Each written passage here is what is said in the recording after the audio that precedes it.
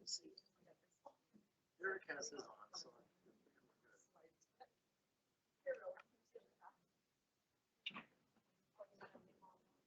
I have one on the side.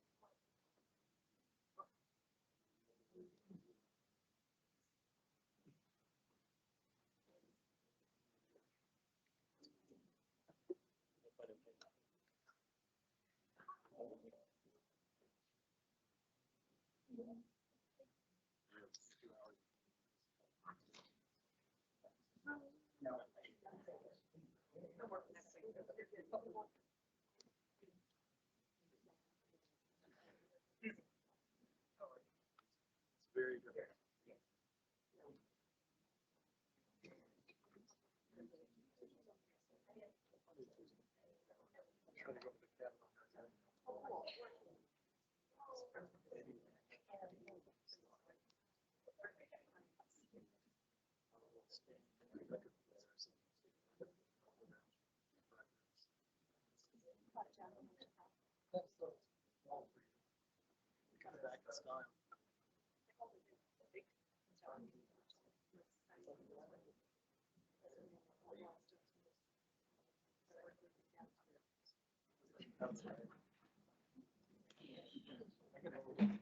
This meeting is now called to order. Roll call, please. Mrs. Cons. Here. Mrs. Shandy. Here. Mr. Wilburn. Here. Mr. Salt. Here. The Pledge of Allegiance will be led by two wing commanders from Air Academy's AFJROTC program. To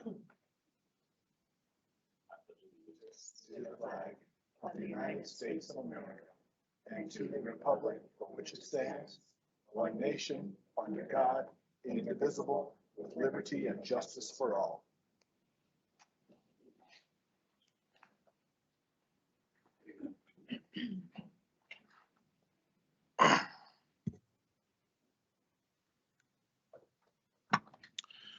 All right, as we get started this morning or this evening, I want to take just a minute and read a quick statement.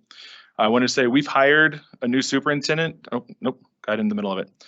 I want to take a moment to acknowledge that we've seen a lot of change in District 20 recently, and change can be hard. We've hired a new superintendent. We've welcomed 2, soon to be 3 new board members, and with change can come fear. But one thing that hasn't changed is District 20's commitment to our students. I want to thank Ms. Haber for her hard work over her first 120 days, and I look forward to working together with this board, our superintendent, and her cabinet as we continue the legacy of our great district. As has become our mantra recently, great happens in District 20, and we're going to continue that expectation. Thank you. Ms. Madsen-Bonet, were there any updates to the agenda? There were no updates to the agenda. Thank you. Members of the board, are there any items you wish to move from the consent agenda? Are there any updates to the agenda? May we have a motion to approve the agenda? Moved. Second. Roll call, please. Mrs. Cons. Aye. Mrs. Shandy. Aye. Mr. Wilburn. Aye. Mr. Salt. Aye. Board quote tonight is from me. Without continual growth and progress, such words as improvement, achievement, and success have no meaning. That's from Benjamin Franklin. Figured it's a great quote for tonight, considering we're talking about INS 1.1. Board comments, we'll begin with Ms. Cons. Thanks, Mr. Salt. Just briefly, I just want to say thank you and well done to all the students I've gotten to visit with and do events with over the last month. It seems like so long ago, but you've all seen the pictures of the Sources of Strength roundtable we had a few weeks ago. And it was just awesome to be with so many dozens of excited kids and staff members. And it just felt good, which I think is the purpose, a lot of the purpose of Sources of Strength is their positive feeling about being part of this community. I saw a mom at a swim meet last weekend whose 7th grade daughter was there, and she was just gushing about how excited her daughter was to be involved in that. So I just want to thank everyone who runs that program. Challenger put on Charlotte's Web, and it was really awesome. Their sets were great, so I'm sure thanks to a lot of parents for doing that too, but they did an amazing, amazing job. And I'm thrilled to watch them in the next few years as they go into high school drama. And then Elf Day Breakfast, which Mr. Pat Shoemaker over at Chinook Trail Elementary School puts on, I think 13 years in a row for his staff. And they were dressed to the nines as Elf. Mr. Shoemaker was Elf. And sorry, I didn't put the picture up, but one of his staff members made an ugly sweater with a snow globe of Mr. Shoemaker as Elf inside the snow globe. So they are awesome and they love their staff and we love them. And so thanks to him for doing that for his folks. And other than that, we were at CASB, our annual conference last week. So we'll discuss that at the end of the board meeting. And I wish everyone the very merriest of holidays and Christmas and Happy New Year. And I hope you all have a really fun, safe break. Thanks. Thank you. Ms. Shandy. Yeah, it's been an honor this past week getting to spend time with cabinet members and getting to know everyone. I've loved that. And then I got to go around a day and see some different schools, and that was awesome. I got to be in Aaron Academy twice this past week, and that was wonderful. Visited Mr. McCartney's class and viewed a documentary screening Socratic seminar about the students' perspective of school. And they did an awesome job of presenting both sides of the story in a really non-biased way. It was amazing. And their viewpoints of what schools should be and how it should be run. So that was really great. Got to see Timber Views, modern and jazz bands. That was awesome. They have some amazing guitar players. And yeah, just have really enjoyed acclimating into the team and the welcomeness of it all. So have loved it. Thank you. Thank you. Mr. Wilburn. Thank you, Mr. Salt. Excuse me, everybody. I'm just getting over a thing and I'm still feeling some of the after effects, but I've always been impressed with District 20 and its personnel, and never more so than after these last couple of weeks. Amy and I getting our training wheels on and figuring out where the bathrooms are and stuff, meeting with cabinet members and getting out to schools. We toured 4 last week. I'm so impressed with Junior ROTC at Air Academy and the program there, what they've accomplished. And I love seeing young people dedicated and in uniform. My kids did that. And kudos to you for just taking the time for something that is going to benefit our country in a big kind of way one day. And I know that program is doing amazing things. We saw Douglas Valley, we saw DCC, where we saw the most amazing learning instrument I've ever seen, that anatomy table thing. If you've never, as a member of the community, if you've never seen this, you can go and see it. This thing is truly amazing instrument of learning that we have in our district and Douglas Valley. And the principals and teachers, just the quality of educators we have in this district, and I'm just getting my feet wet, simply remarkable. And I couldn't be more happy with the time I spent with our new superintendent, just a quality individual in every way, shape, and form. And I think we are going to be doing some really, really great things. So thank you all, and to everybody, I echo Miss Shandy's comments. Merry Christmas, however you celebrate that. Enjoy family, and thank you all once again. Thank you. Like the other board members said, went to CASB last week and had a great time networking with board members and superintendents from across the state. We passed new bylaws for CASB, and so we codified several pieces that weren't there before. So that was a really good improvement, a really positive business meeting for the entire organization. Joined Miss Shandy at Timberview's concert the other night with their modern band and their jazz band. Miss Ellenberg and Mr. Rourke do a phenomenal job with those programs, and it's always real exciting to go and hear what they have to say. Other than that, once we get through this meeting, it'll be off to the holidays, and we'll see everyone in the new year. But we have more business to take care of this evening. That's it for me, Superintendent Haber. So I'd love to start my superintendent update with Colonel Huber. I had an opportunity and just want to thank him personally for inviting me to go to the junior ROTC program. They had all the students there from all the high schools.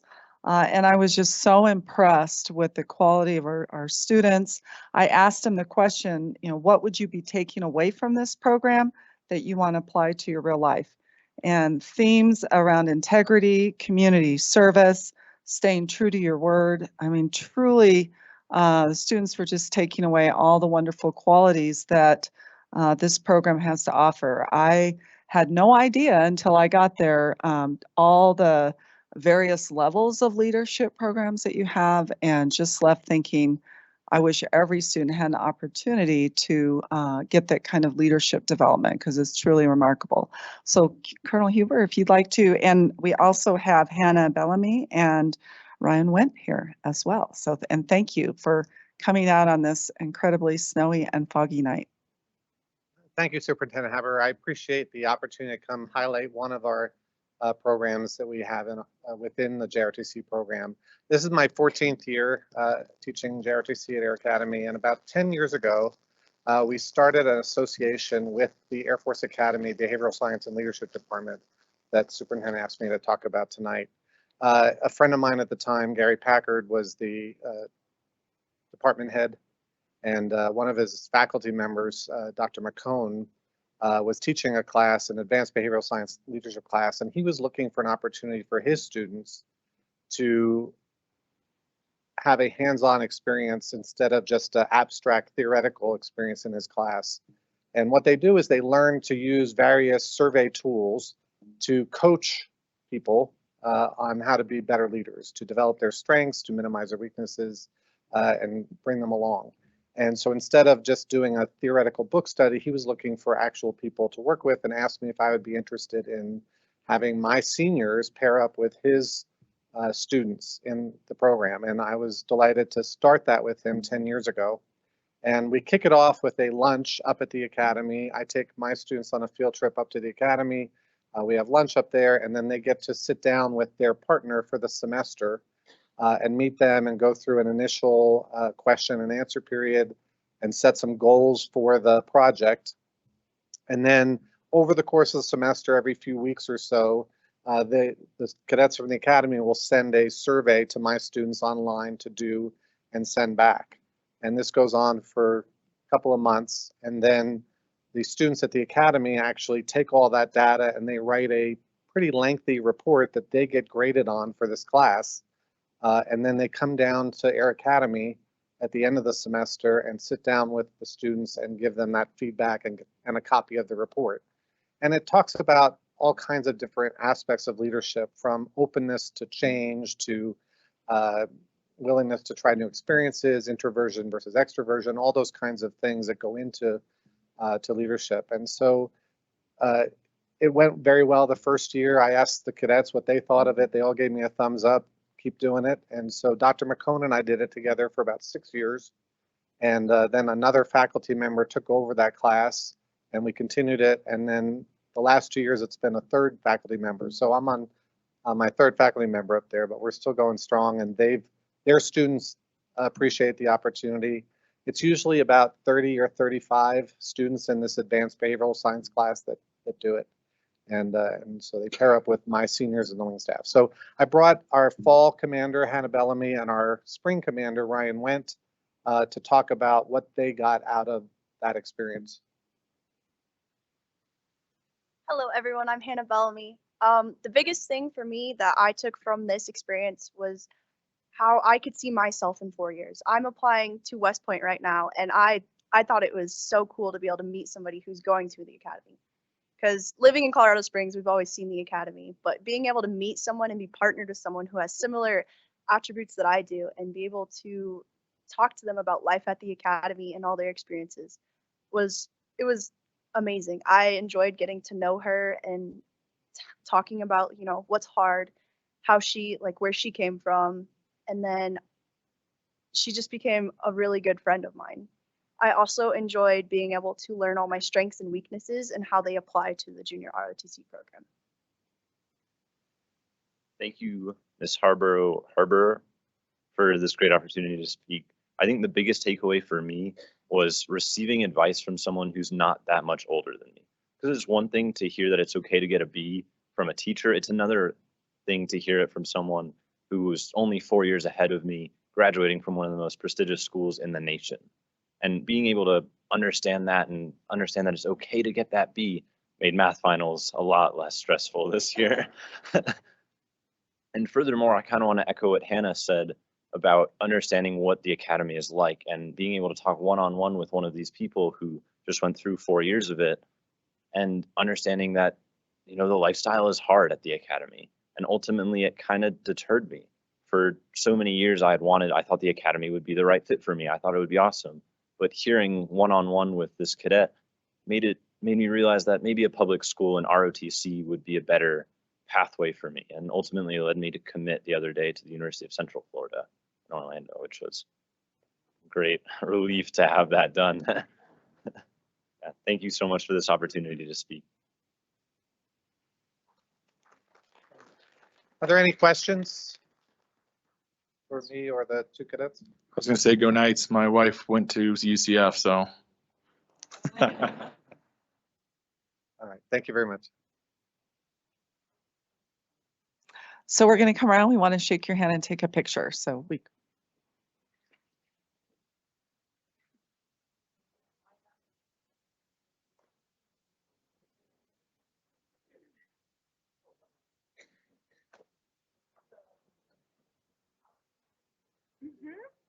So let's see. I continue to do kind of like a row and a half.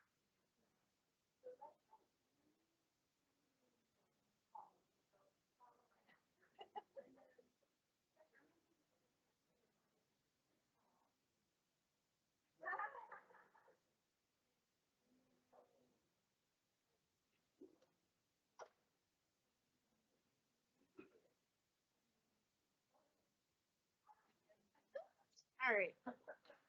And then Ginger, I just need to scooch in a little bit.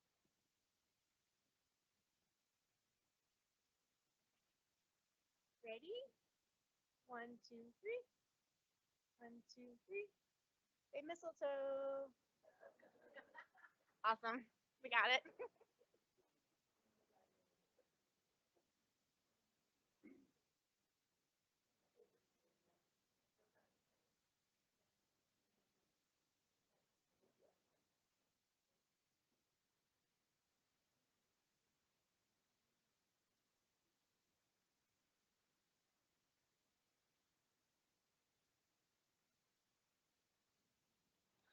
All right. Do I have the clicker? Do I have the clicker? Oh, here it is. Big green button. There it is. All right. So it's been a while, almost 3 weeks between the last board meetings. So I have had the opportunity now to spend 90 minutes walking classrooms, visiting with principals in every single school in our district. And I'm so excited because I get to do that again second semester. That's a real priority for me, is to spend time in schools, talking with teachers, talking with principals, and great really does happen here. I'm going to share a few elementary schools, middle school, and what I saw as a theme across all of them, and I'll show you some pictures, is in the elementaries. It seemed like every elementary I was in, they're working on their STEM, science, technology, engineering, and math labs for students, where every student gets to rotate through those. And then really physical evidence that teachers and principals are using achievement data, growth data, academic growth and achievement data to really make sure that they're personalizing those instructional interventions as much as possible with students. And a common way that they're doing that is called win time, what I need time, and they all call it different things, paw time or whatever their mascot is. But it's really a time built into the schedule where students, let's say within a third grade, within all the third grades, may go to different teachers to get specifically the skills that they need. And I'm just so impressed here in D20 that every elementary is finding ways to build in that personalized time for students to get those specialized instruction and the skills that they need. And I saw evidence in that in the elementaries all of the elementaries that I visited. So this is just a picture of Academy Endeavor Elementary. And again, their library, most of the libraries in the elementaries also serve as like a maker space or a STEM lab. And there we have, I think it was kindergarten students working on coding. They were doing coding on their computers. Antelope Trails Elementary, and there we have our principal, Laura Crescent. I'll make sure I say her name right. She's amazing. And what was interesting, like the ice cream cones and the leaves, these are students when they reach a certain milestone, whether it's learning a certain combination of letter sounds or even a certain milestone with their math skills, they get a chance to go out and, like over on the right, that was kindergarten. They get to go and just put a leaf on the tree. And it's not like people's names are on it or anything, but the students know if they put a bird in the tree or they put a leaf on the tree or they got to put another scoop on their ice cream. There's no names, but the students know that which one's theirs. And it's a nice way, I thought, of really students being able to visualize and kind of track their progress, because research by John Hattie says that that's one of the most effective ways for students to get that academic achievement, is that they have a way to set goals and know what their progress is towards that. And I definitely saw evidence of that. I had a wonderful opportunity at Edith Wolford right before Thanksgiving to go out for their Thanksgiving feast. Loved the turkey hats. I'd never seen that before. It was just a great time, spent time eating with the family that they had just moved here from Texas, and just loved the school, just felt fully embraced and like they belong right away. And Robin Lowry, our principal, she was like everywhere, making sure that everything was moving smoothly. And I know how much work that is. So a true shout out to Robin and her whole staff, because we just had, and they had shifts of families coming through, which was really awesome to see. And then at Compass Heights, I went on a wonderful learning walk with the principal, Jenny Sturk. And again, a learning lab where the students were coding, and then there were robots running around in the hallway outside there. So I had to be careful that I didn't get run over by a robot. But they were awesome. And the teacher there on the right was just super passionate about the work. And their music room. I think they really value creativity and exploration opportunities for students. So that was fun to capture that. And then Explorer Elementary with Principal Kristen Driver. And I had a chance to sit with their PLC, and they were talking about math. The person over there on the left is like their math coach. And I was just so impressed. They were so open with each other and what their struggles were. And one teacher had a strategy that worked really well, and they were looking at a common assessment. And the other teachers were like, well, what did you do differently? So two of the teachers decided they were going to do something differently because of what they learned from one of the teachers that just got better results. So that is exactly what we want happening in professional learning communities. And again, a thank you to our community and a thank you to the board for supporting PLCs. And they had to send me this picture. It's truly, we have virtual reality goggles that they can check out.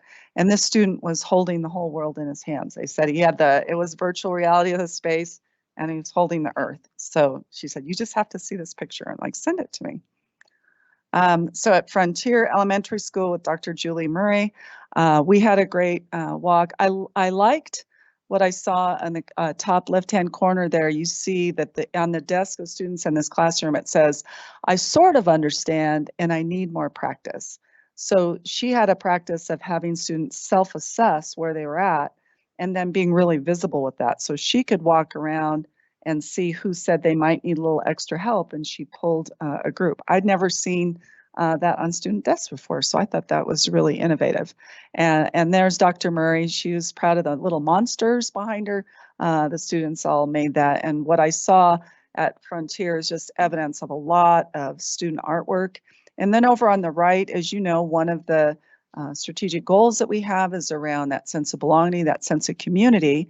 And I think this teacher regularly does like a community circle, and this student was sharing pictures of his dog and talking about that. So, and then everyone in the circle started talking about their dog. So it was really fun. It was awesome. Just that sense of the kids just really belonging. And then the picture in the middle, she was talking about, it was a math thing, and they go up and over.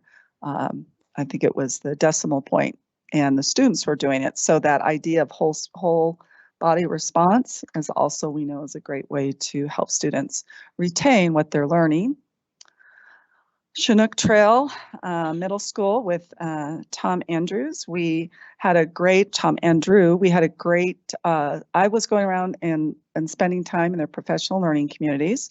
And so up in the left corner were English teachers, and they were all talking about what was going well and what some of their challenges were, and really learning from each other. And then in the lower right corner was 8th grade science. I had to go there because I did that for almost 10 years, middle school science teacher.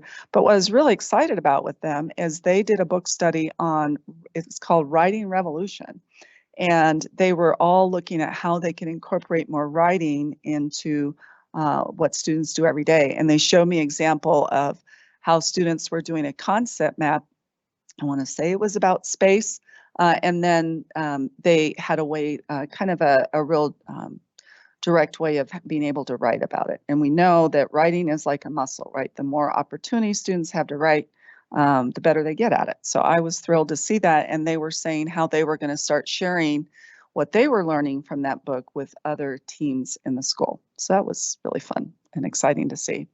And then I went to the Village Middle School with Ash and Jaleel, and we were having a community meeting, which was really fun to kind of be able to share at. They were sharing that what is one thing you're good at and what are some of your challenges. So that was really good to hear.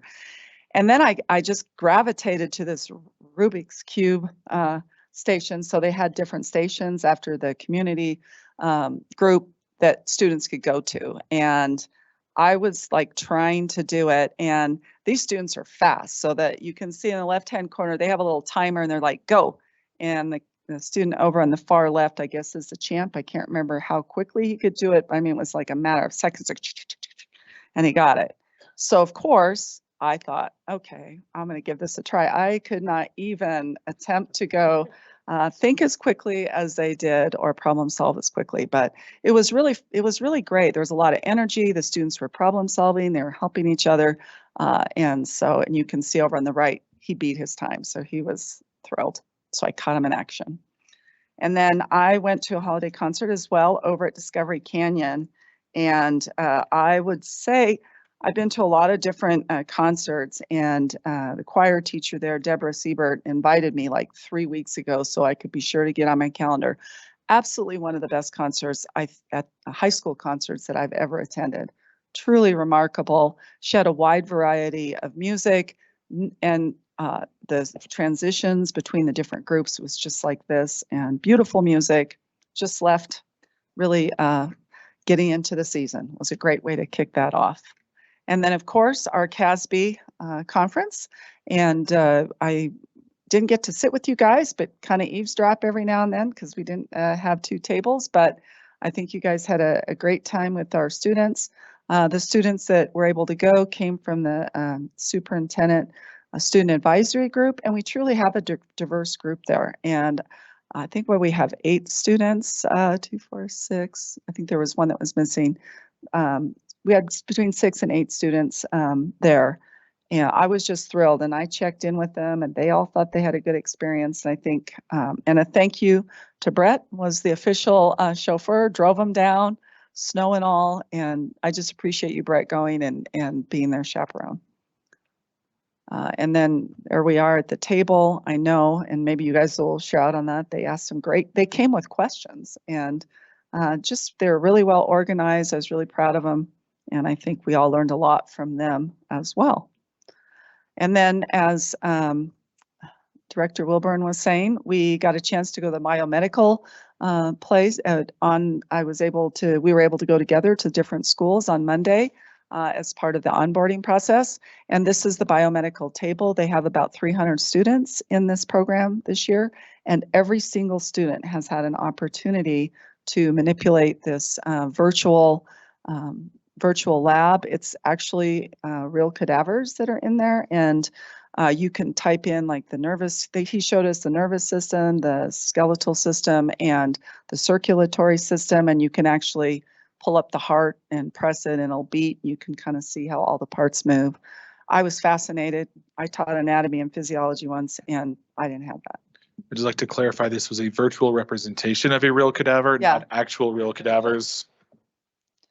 I just got totally into it, Aaron. I'm sorry. I'm just like, every science and nursing bone in me was just like pulled straight in.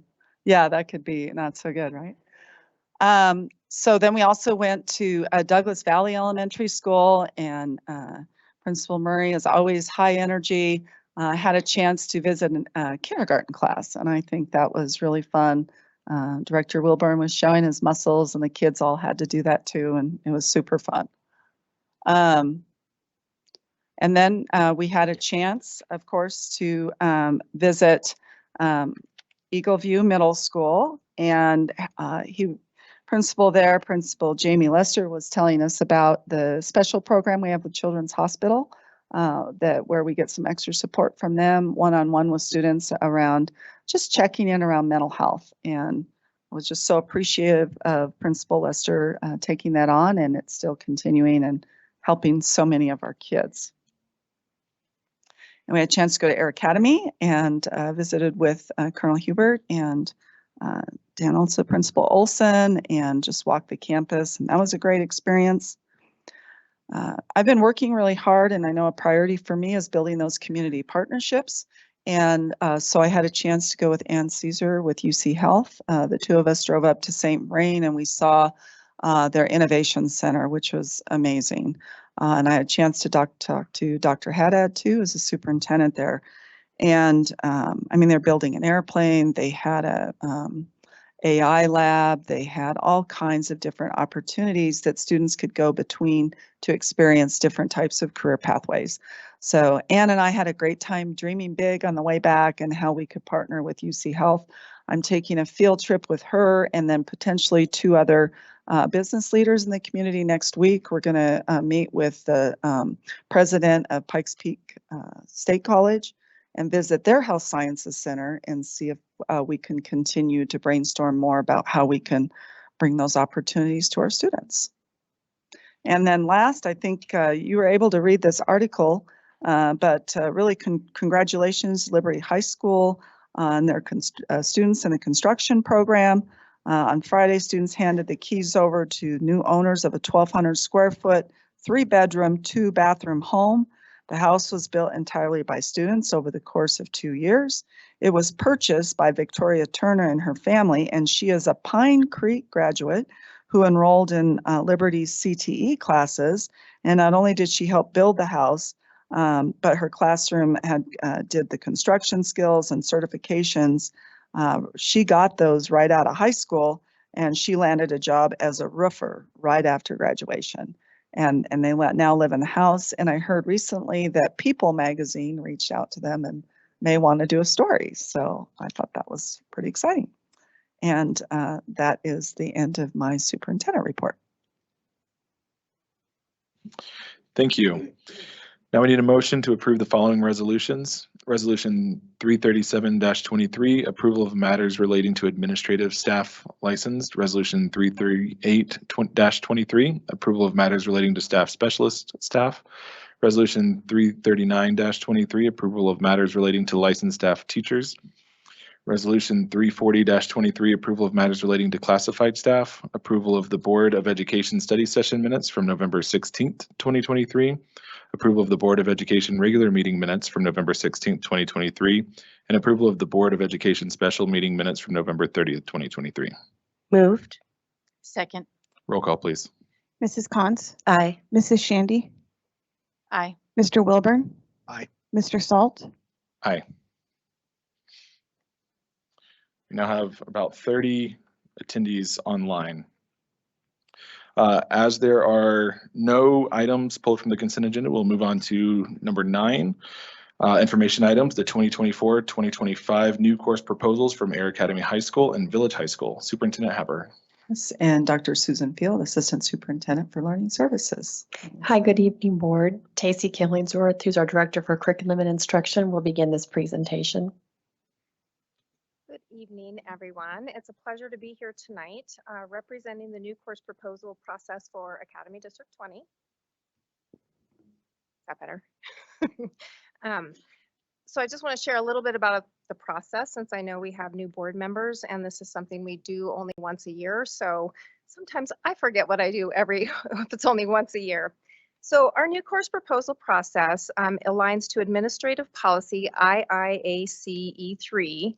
And really what happens is at the beginning of the year, I send information out to our high schools and just say, you know, new course proposals will be coming up due in November. So start thinking about what kinds of courses you would like to add to your school to enhance the programming for our students. And so as our high schools get together, they talk about what are things that students are interested in, what are some courses that they want to add to just that overall well-rounded experience to prepare our students for college and careers after high school. Once they've decided, hey, here's some ideas that we have, they fill out a new course proposal, which you saw in your packet. And that new course proposal really it gives the title, the content, how long it will be, the type of credit, those things. They include a description and really the rationale of why that particular course will enhance the programming at their school. A part of that is also, can they teach it with the current amount of TE that they have at their school? Are there any course fees? Is it a course that might go to NCAA for approval, which you probably know NCAA is, you know, the collegiate athletes that have to take particular core courses that are approved by NCAA to qualify to play at the college level. And then we look at the HERE requirements, which is the higher education academic recommendations. And so most colleges put out there, like, here are the number of English courses, math courses, social sciences, science courses, et cetera, that they want students to take during their high school career so that they are prepared for college courses. So for example, many colleges say they want students to take, you know, Algebra 1, Geometry, and Algebra 2 at least before moving into the college level courses. Additionally, they have core academics, so maybe like the performing arts, so students who are interested in the drama or theater, that can also lead to a pathway into the university or college level as well. So those HERE approved courses are courses that will support them as they move on to their college career. Courses that are more unrestricted electives, for instance, the mountain biking course that is being recommended for approval tonight is an unrestricted elective that would not qualify for the HERE. That's more of just a great experience for kids, but not necessarily a pathway once they move into college. So once they submit that to us, and they also include what are the students going to be learning, what are the objectives, and then what is the course outline. My department and curriculum instruction take a look at that, and if we have any questions, we go back to the schools, talk through that process. Once we've solidified it, I bring it to our learning services departments. And so that's led by Dr. Susan Field, and then all the directors, like for assessment, professional learning, special ed, special populations, literacy, I walk them through those proposals, and they have an opportunity to ask questions so that they understand what our schools are looking at to offer for our students, and then ask really good questions that maybe our schools haven't thought about. And then if there's any things we need to shore up with the school, I reach back out to the principal and talk through that with them. Once that's all finalized, it gets put into the little packet you got before this Board of Education meeting.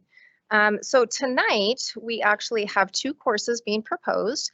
One is from Air Academy High School under Principal Dan Olson, and that course is called Principles of Horticulture Science.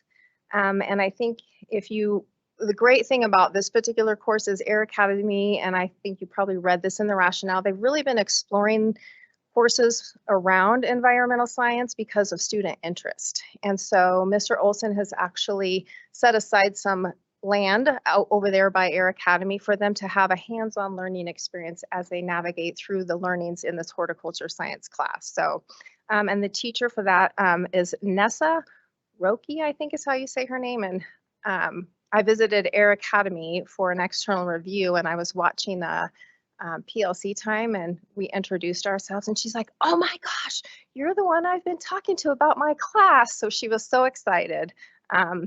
So that is the new course being proposed by Air Academy. And then we have a new course being proposed by Village High School under Principal Nathan Gorsh.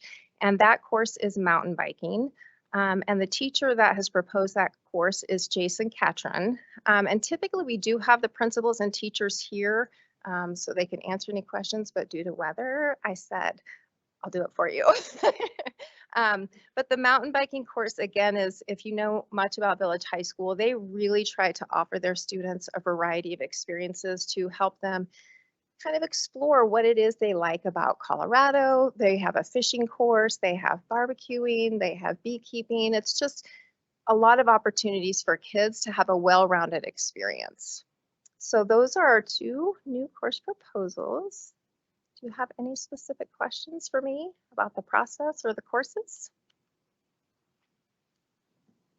I just want to say that they're both really cool, and I was thrilled to see them. Especially, I got on a kick with the gardening and learning centers at Casby. We saw an amazing system of education that I think Durango is doing. So I'm like, ooh, maybe this is the start of D20's program. But it really, they both, kudos to the principals and the teachers for tapping into the trend of where students are looking, exploring. And so I'm excited for them. Yeah, and words of encouragement for going through the packet because it's not easy to do. So it's great to listen and, get a vision for what your kids are wanting and then do it. So it's awesome. Thank you.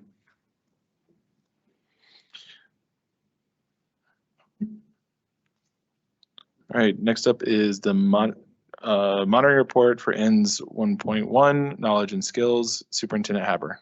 Yep. Dr. Susan Field, Assistant Superintendent for Learning Services. Good evening, board.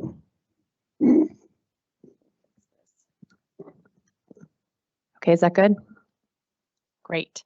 So good evening. First of all, we are very pleased to be here this evening to present to you our annual monitoring E1.1 report. Tonight, a team of us will be presenting sections of the report that connect to our areas of work. So JoLynn Patterson behind me, waving, Director for Assessment, and I will focus on the district data tied to the performance framework and our local assessment called MAP Growth. Dr. Jamin Pariseau, wave Jamin, who is our Director for Career and Technical Education, College and Careers, will share indicators 9 and 10. He's going to talk about the CTE aspects. And then Mrs. Lori Hartman, Lori's over here. She's our Director for Digital Integration Services, and she's going to talk about E1.1.1. So that's a lot of ones. So this report reflects the board's charge of monitoring the global end statement that all students will have the knowledge, skills, and character necessary for successful transition to the next level, and upon graduation will be fully prepared for success. Our teachers, principals, and with the collaborative support of the Learning Services team continue to work extremely hard and focus on the growth and achievement of all students in Academy District 20 in all content areas by meeting or exceeding Colorado academic standards.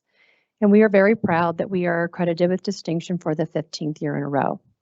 And this is a very dense report, as I told you last week, and we are open to taking questions along the way, whatever works best for you.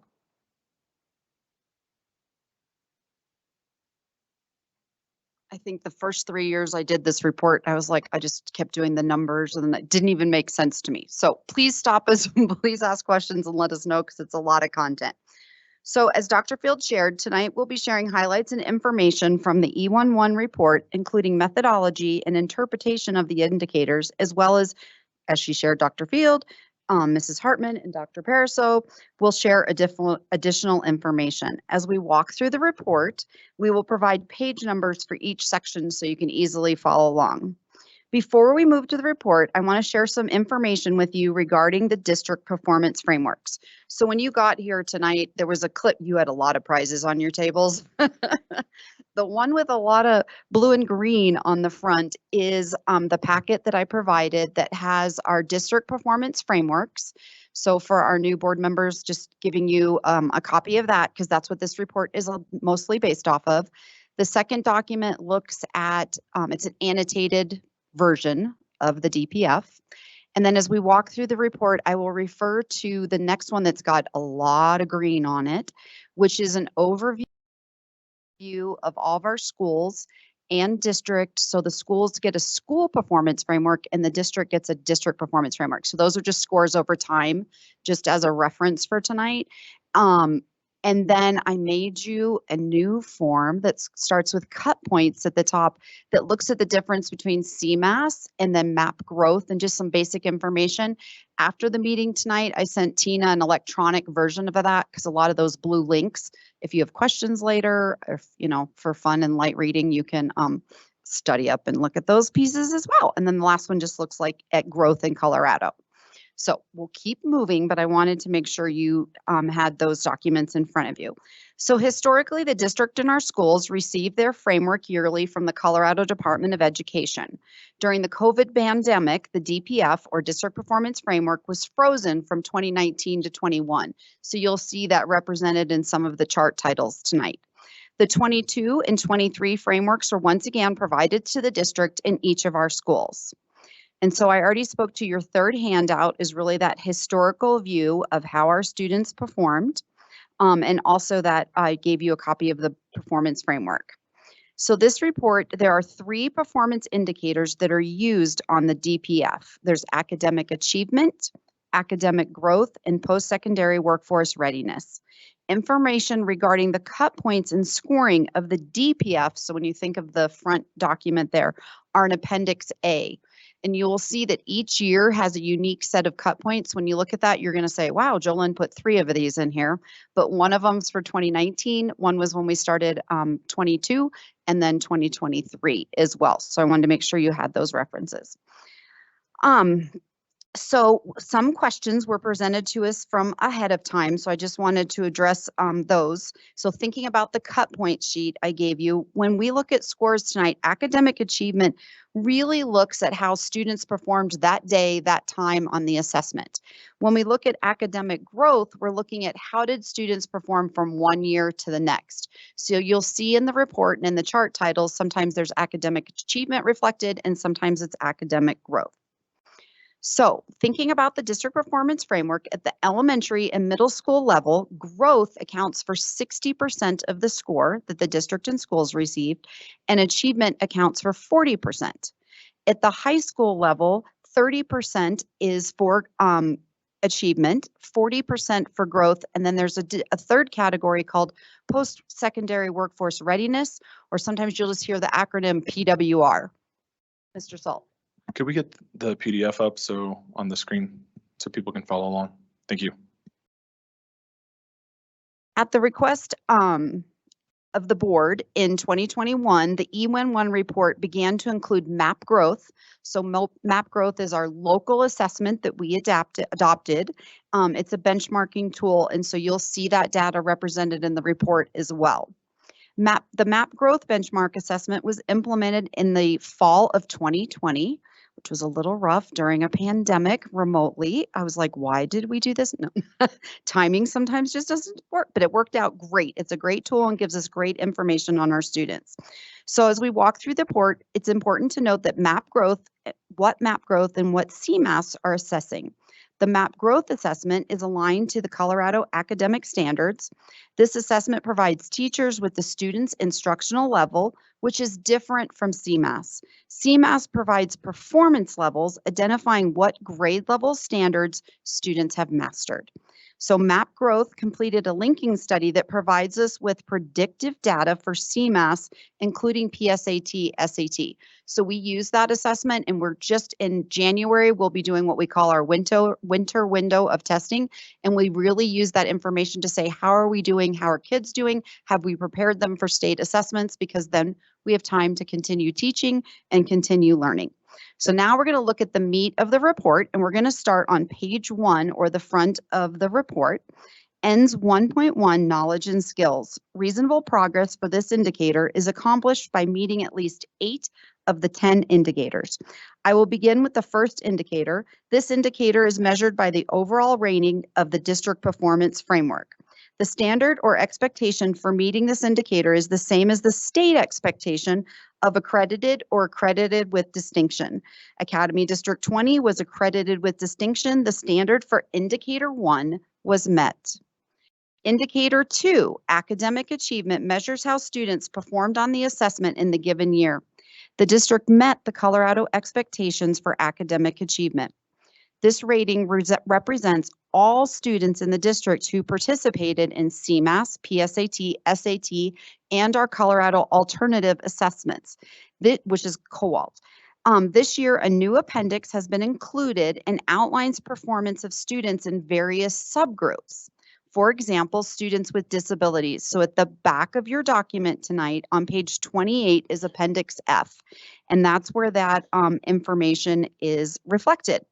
We had a question from the Board of Education asking if it would be reasonable to have all of our students with disabilities to perform at an approaching rating in the future. So I had reached out to Dr. Lujan Lindsay, who is our Executive Director for Special Education, to collaborate and make sure we are collaborating on our thinking. And you will see that in Appendix F, our students with disabilities are scoring in approaching or higher in growth in each of the levels. So for elementary, middle school, and high school. What we have to keep in mind is that achievement will be harder to attain, as this is directly related to grade level standards. Students with disabilities qualify for an individualized education plan, or an IEP, meaning that they have a disability and they're working 1 to 2 years below grade level, requiring additional support. Our goal is to continue to move students forward yearly, and those growth scores really demonstrate that, because we're seeing that those kids are moving forward. They may not yet be on the standards for the grade level, but we want to see them keep catching up, because then we're going to close that gap and we're going to see them keep performing at a higher level. So we continue to focus on supporting each student and working to close that learning gap over time. That often takes like 2 to 3 years. Like, it can take a long time to catch kids up. So next, we're looking at indicator 3, academic growth, which measures how individual students performed from 22 to 23. The district met Colorado expectations for academic growth. We're now going to page 2. Indicator 4, post-secondary workforce readiness, measures SAT scores, dropout rates, matriculation rates, and graduation rates for high school students. The district met the Colorado expectation for post-secondary workforce readiness. Indicator 5, academic achievement in English language arts and math. Successful progress toward academic achievement in grades 3 through 11 are indicated by CMAS, PSAT, SAT, and MAP growth performance results in English language arts, or ELA, and math. You will notice this year science scores are not provided from CDE, as this is the second year students were tested using the 2020 standards. The 2024, so this spring when we take the assessments, and then next fall when we get the frameworks, will again include science. And we take science at grades 5, 8, and 11, just as a little note there. So I'd like to point out that Appendix A, page 19, and Appendix B, page 20, provided detailed information for the cut points and the scoring for each of these assessments. So we're thinking about CMAS and MAP growth. The color coding used matches the coding provided by the state and the vendor for each assessment. So you'll notice that for CMAS, meeting the expectation is green, but MAP growth uses yellow as their meeting color and indication. So I just wanted to be clear so that doesn't, cause confusion. I know, Mr. Salt, you had a question around indicator 2 and indicator 5. And so indicator 2 is connected to the front cover of the district performance framework. So it's looking at district level performance. And then indicator 5 is reflecting how we performed at each level. So it breaks it down then if we get into the interior of the frameworks for elementary, middle, and high school. The district met the standard for this indicator. So we're going now to page 4.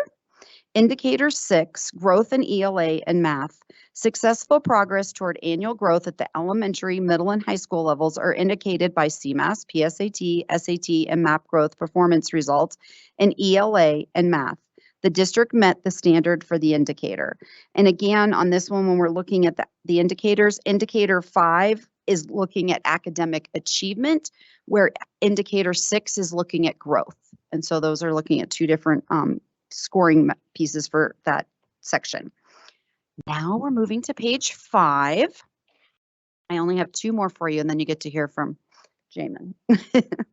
Indicator 7, successful preparation for high school graduation and college is indicated by the Colorado SAT mean scale score as determined by the district performance framework. The district met the standard for this indicator. Indicator 8, success is indicated by graduation rates measured by the DPF. Note that the most current data available is for the previous school year. So in this case, and on this performance frameworks, it would have been our 2022 graduates. Based on the standards below, the result meets the standard for the indicator. Next, Dr. Pariseau will be sharing information regarding college and career readiness in indicators 9 and 10 with you. And he's starting on page 6, so you can be.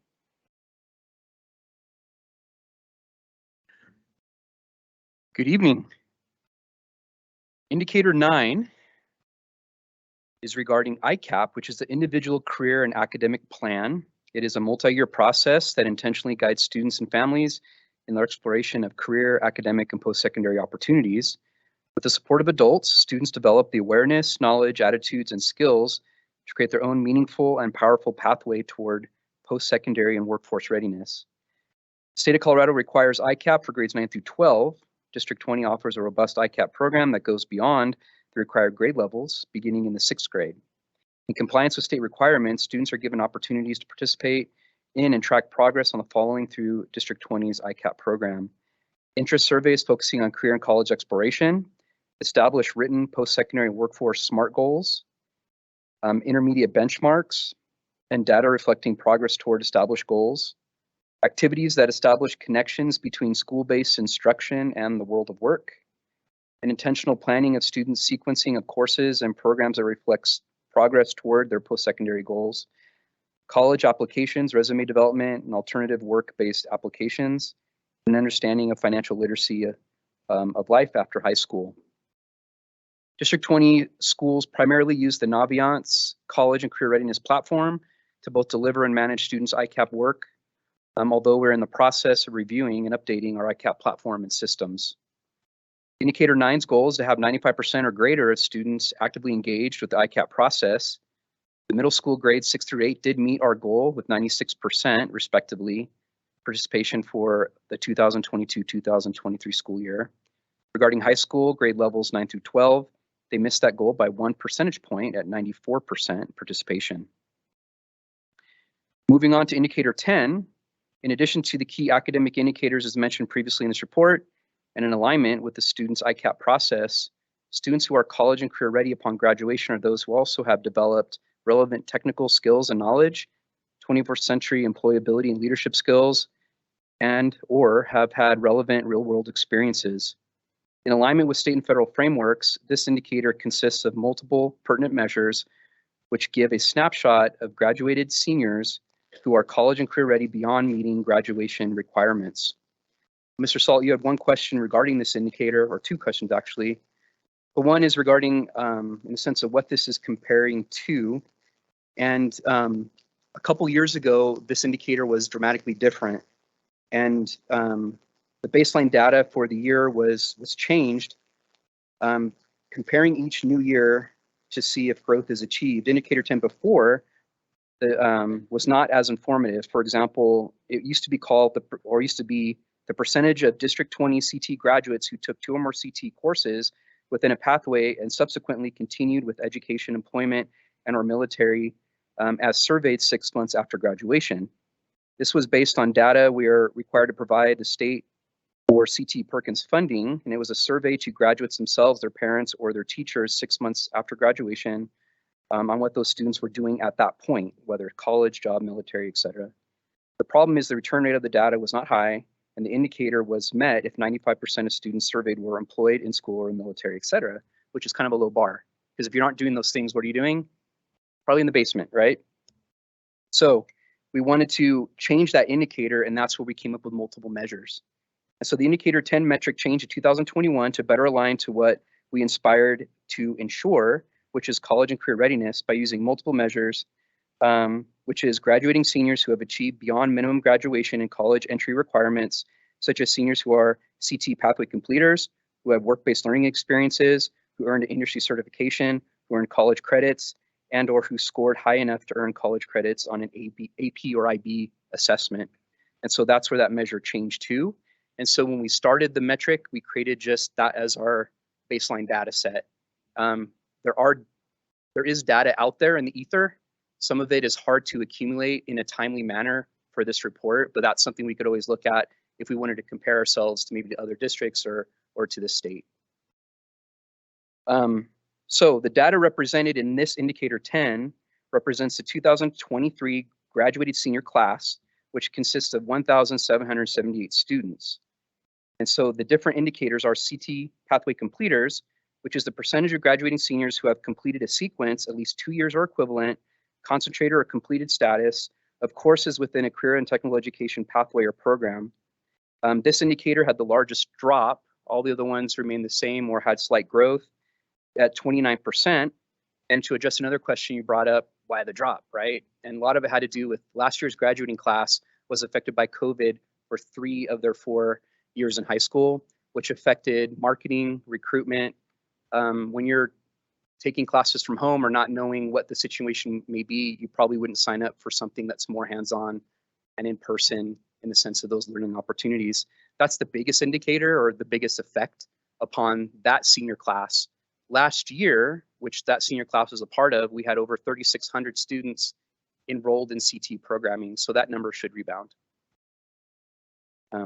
Another indicator that's part of this is work-based learning experience, which is the percentage of graduated seniors who have successfully completed a work-based learning experience as defined by the CDE's work-based learning continuum, which is the clinical experiences, credit for work experiences, internships, pre-apprenticeships, industry-sponsored projects, supervised entrepreneurial experiences, apprenticeships, and on-the-job training. That was at 12.1% of graduating seniors, which was an increase over 10.4%. The other one is industry certifications. That's the percentage of graduated seniors who have earned an industry or business recognized certification or credential as listed on the Colorado Department of Higher Education list and the Career Development Incentive Program. That was at 4.9%, which had a slight increase over 4.8 from the year before. College credit, it's the percentage of graduated seniors who have successfully taken at least one college course earning a C- or higher. That was at 21.9%, which is a slight decrease from the year before, but still above the baseline data set. The last one is AP and IB tests.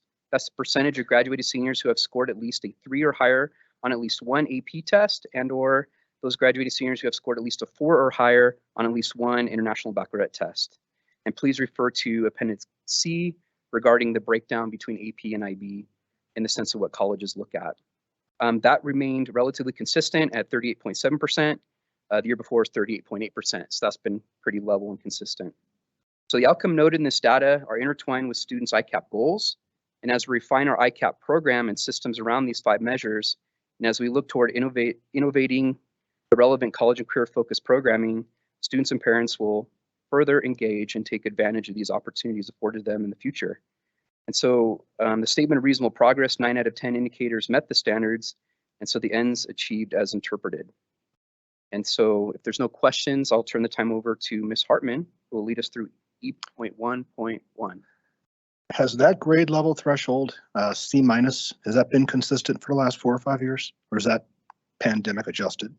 For the grades? Correct. This, Mhm. Yeah, when we track the data, we look at students taking college courses and made sure they had a C or higher. And C minus is, if it's below that, it's not, doesn't help them. Yeah. But something I will share in another presentation though, but we do have about 90% of our students who do concurrent enrollment get a C or higher in that programming. So 90%. So it's very high. Students who usually qualify to take college courses do very well in them. Thank you.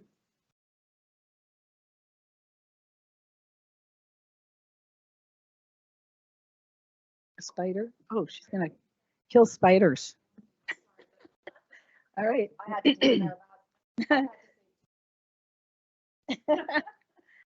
Thank you, Dr. Pariseau. I would like you to please continue to page 8.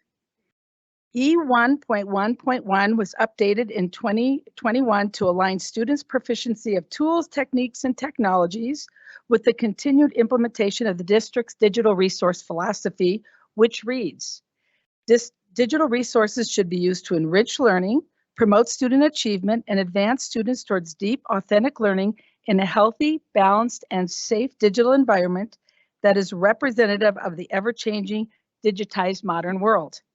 In the electronic board packet, there is a link to the entire digital resource philosophy and belief statements.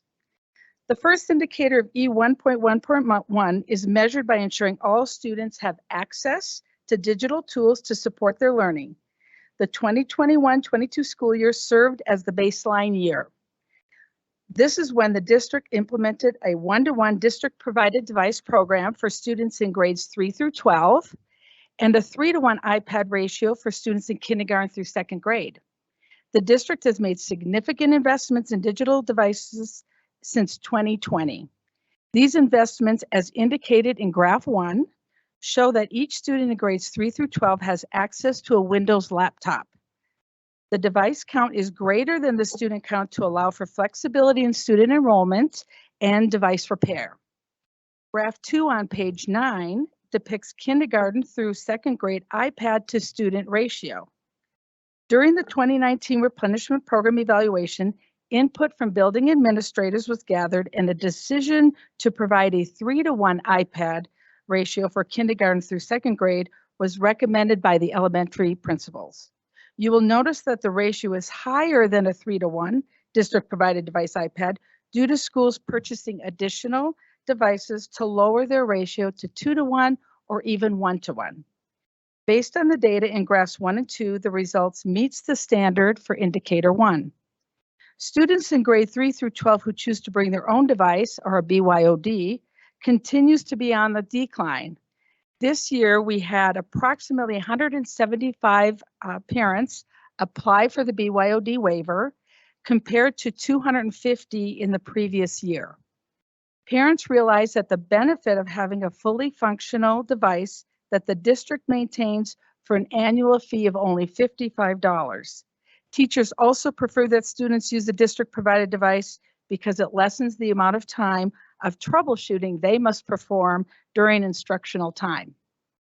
On-demand device availability for every student has increased instructional time since it has eliminated the time it takes to move students from the classroom to a computer lab, getting devices from a laptop cart, or having to share devices among several students.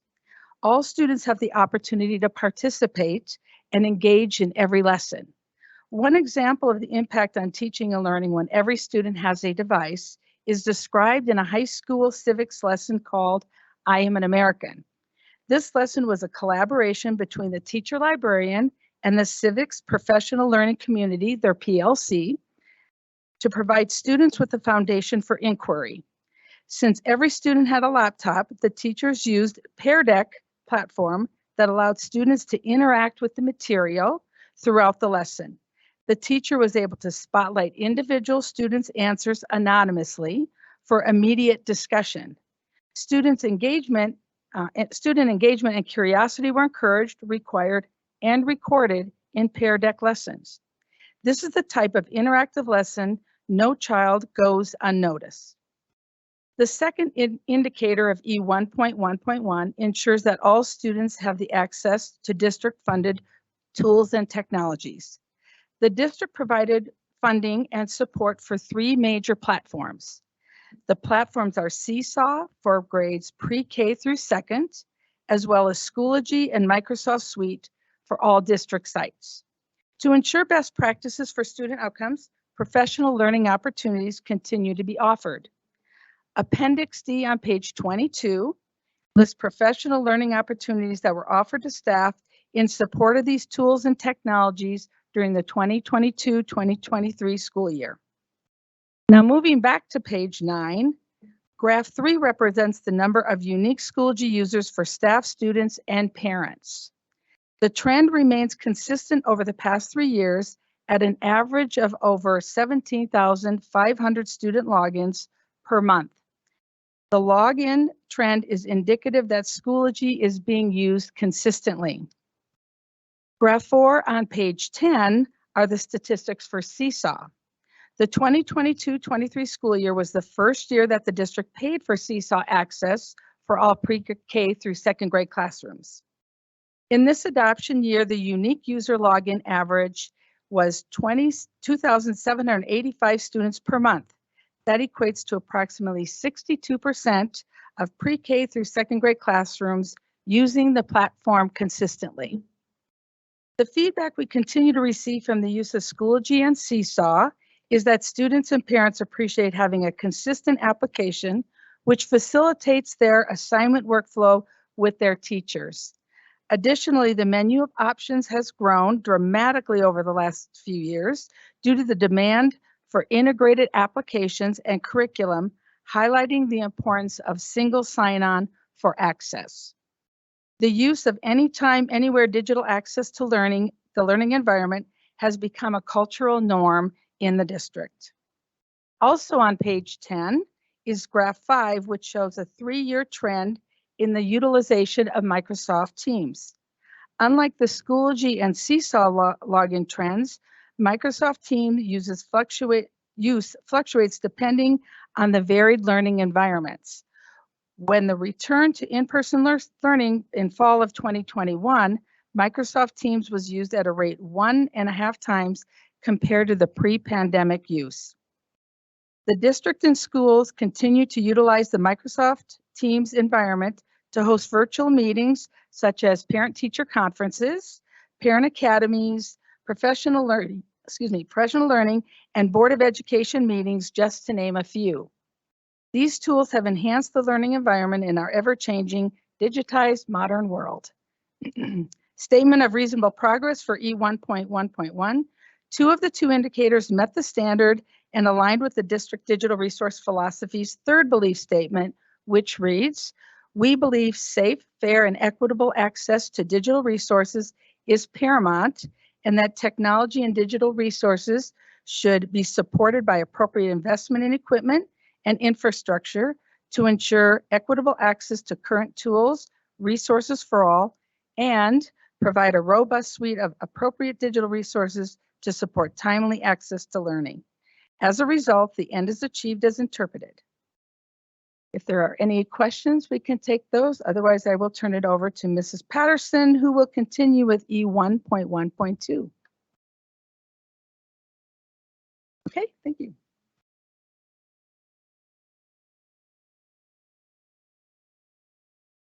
We are now on page 11.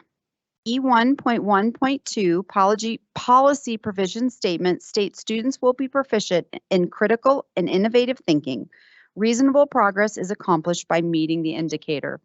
Indicator 1, proficiency in critical thinking in grades 3 through 11 is indicated by applicable Colorado academic standards for English language arts at the elementary, middle, and high school levels.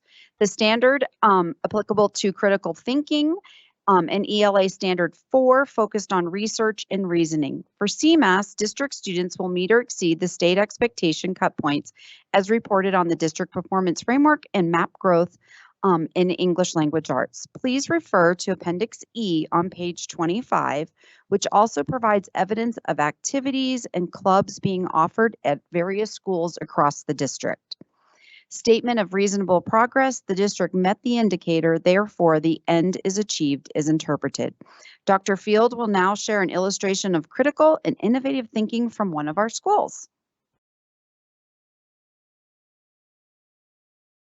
So several of you mentioned in your board comments this evening about the atomage table at Discovery Canyon High School.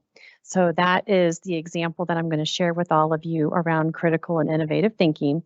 So students that use that table at Discovery Canyon High School are in the biomedical program, and they are exposed to the latest technologies in microbiology through hands-on experience with advanced equipment, preparing them for real-world applications in the field. So the use of the atomage table provides students with a unique hands-on experience with state-of-the-art digital cadavers, delivering high-level image detail not available through traditional means. Students can interact with life-size virtual cadavers, exploring and manipulating them from various angles and through different tissue levels. The 3D manipulation capabilities of the atomage table allow for a comprehensive understanding of anatomical structures, fostering students' deep grasp of biomedical concepts. Additionally, the atomage table features multiple case studies, encouraging students to engage in critical and innovative problem solving as they investigate and evaluate real patient cases.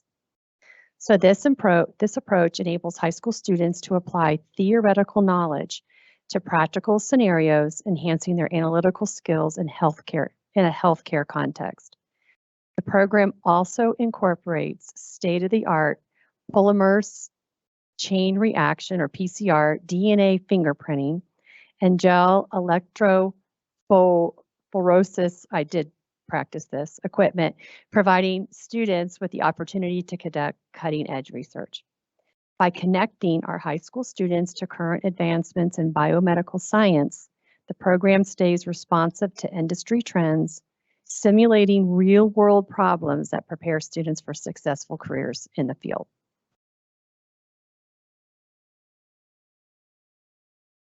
We're now on page 13. Policy Provision Statement E 1.1.3 states students will be proficient in problem solving. Reasonable progress is accomplished by meeting one of the indicators below. Indicator 1, proficiency in problem solving in grades 3 through 11, is indicated by applicable Colorado academic math standards at the elementary, middle, and high school levels. The result meets the standard for the indicator. Now, Dr. Field will share a story about problem solving at one of our schools. So problem solving doesn't just happen in math.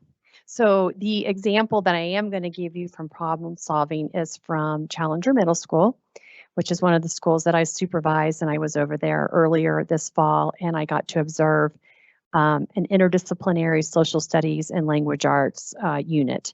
So this was for 8th grade students, and it was an interdisciplinary social studies and ELA unit about the 13 original colonies. And students problem solved and worked together because they were participating in a recruitment fair.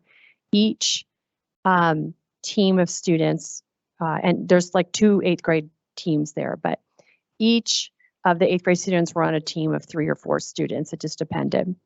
But they were in a culminating project that entailed a recruitment fair for the 13 original colonies.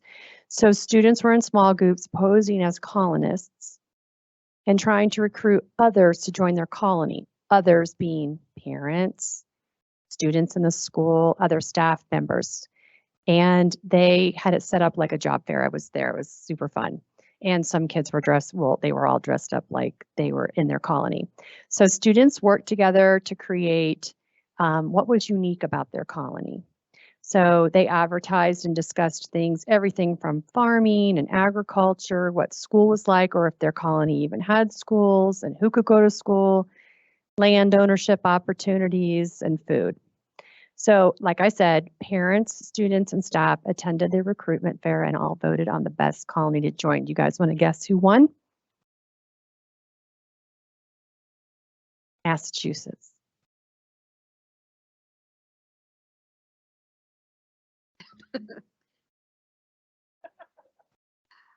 We are on page 15, policy provision statement E1.1.4.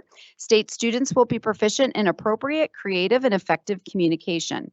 Indicator 1, proficiency in appropriate, creative, and effective communication in grades 3 through 11 is indicated by the Colorado Academic Standards in English Language Arts at the elementary, middle, and high school levels. The standards applicable to appropriate, creative, and effective communication include English Language Arts Standards 2 and 3. Based on the standards, the result meets the standard for the indicator. Page 16. Indicator 2, proficiency in appropriate and creative effective communication in grades 3 through 11 is indicated by CMAS math standards, Colorado academic standards in math at the elementary, middle, and high school levels. Based on the standards and the result meets the standard for the indicator. Again, just a reminder that co-curricular activities are represented in Appendix E on page 25 to provide evidence of what students' activities are being offered across the district. A statement of reasonable progress, 2 of the 2 indicators meets the standard, so the end is interpreted. And Dr. Field has one final story for you. So earlier this fall, during one of Superintendent Haberer's superintendent updates, she highlighted Pioneer Elementary School. And Mr. K. Spear and some of his teachers were here. Olive McRae was one of them. And they have a program called Wolfie News. And this is all about communication. So this story best illustrates creative and effective communication at Pioneer. So the digital learning coach, who is Olive McRae, has led the creation of Wolfie News. And Superintendent, like I said, Haberer showcased Pioneer this fall during her update. So Wolfie News is run by a team of 4th and 5th grade students who are interested in learning beginning broadcasting skills. And we saw some talent right here in this boardroom. They work in teams to capture and report on news around Pioneer. And this is a great tool that allows Pioneer to bring a voice to many students and staff about many different topics. So in addition, Pioneer uses this communication tool to foster a culture of belonging and community across the entire Pioneer community. So that's my last story. So that, I know it's been a big, long presentation. What questions can this team answer for you?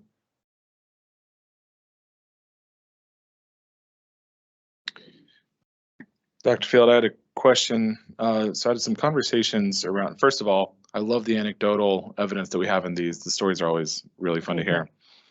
Having some conversations around CASB, I heard people talking about years of growth and tracking years of growth. Is that something that we track? It's not something I remember talking about much. I didn't know if that was something we do track and how we track that. Absolutely. So one of the places we do it is through our visualizations. So Tableau is a vendor that we utilize. And so we have that captured for years' time for schools can look at it. I'm thinking there's some quick sheets also. So the board has access, and Ms. Shandy and Mr. Wilburn, we can help you guys locate that too. There's a OneNote with data and information. And so there's more additional growth information captured there as well. Is that? Yes, so that leads into a second question, which is how does the growth that we see from like map growth and some of those, is there any relation to that, to years of growth in that? Is there any connection there, or are they completely isolated, or? So yes, there's connection because every year we want to see kids continue to grow. Our performance on the performance frameworks where we're always exceeding in growth definitely speaks to that because every year is a new year. So this year we tested in spring of 23. We need to be able to demonstrate that those students by 2024 have grown another year's worth of growth. Does that help? Yes. Okay.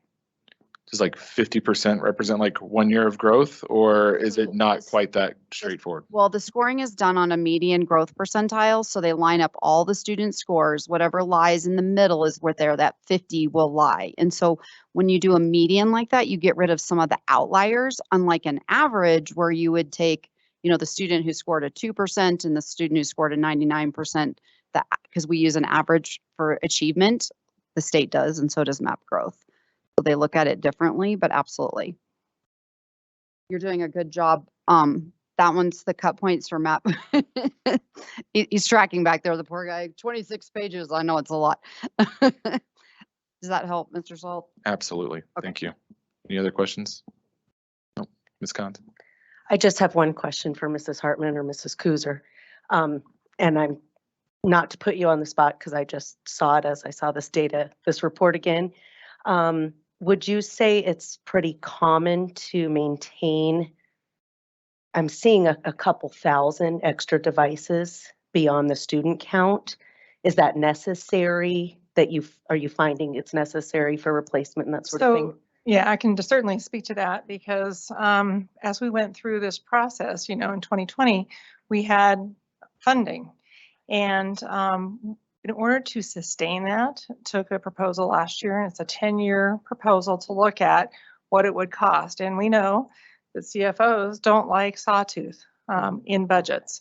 So the reason that you see, obviously in some years, we have more devices is because of that. We had an influx of money, and now we're still having those devices on our network because they're not 5 years old. Okay. So that's a large portion of that, but we do have consistent funding that Cabinet, as well as Becky, Ms. Allen, went through just to ensure that we can sustain the program. Good. That totally makes sense. Thank you so much. Can I throw in another caveat to help your cause? No. Is that students for CMAS can't test on their own personal device. And so when you look at the parents who this year, I memorized the 175, like we need a couple hundred devices as well for those kids to be able to test on some of those assessments that don't allow you to test on a personal. We just recently experienced, that's what's fresh in my mind. Yep. All right, thank you. All right, board, we have an MRE. Comment for Dr. Field real quick. Yes, sir. Very, very impressive, very encouraging. Dr. Field, there are some of us on this body who are rapidly accumulating silver hair. And this business of putting 9-point black font in tiny little cells on top of dark green background is bordering on elder abuse.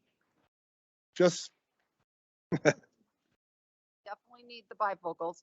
Second of all, you have access to it electronically as well, and I provided it to Tina, so you'll be able to blow it up on your screen. Does that help? Thank you. All right, for the MRE, is the superintendent's interpretation of the policy reasonable?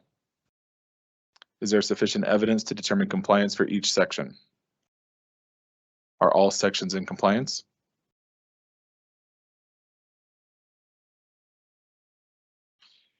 Recognition of exemplary performance or concerns regarding performance? Would you like to see additional different evidence, or should any part of this policy be changed in the next monitoring report cycle? Do you see evidence which is extraneous or no longer necessary? Okay, thank you. Next up is the monitoring report for executive limitations policy EL 2.4, financial condition and activities. Superintendent Haber. Yes, and Ms. Becky Allen, Chief Financial Officer.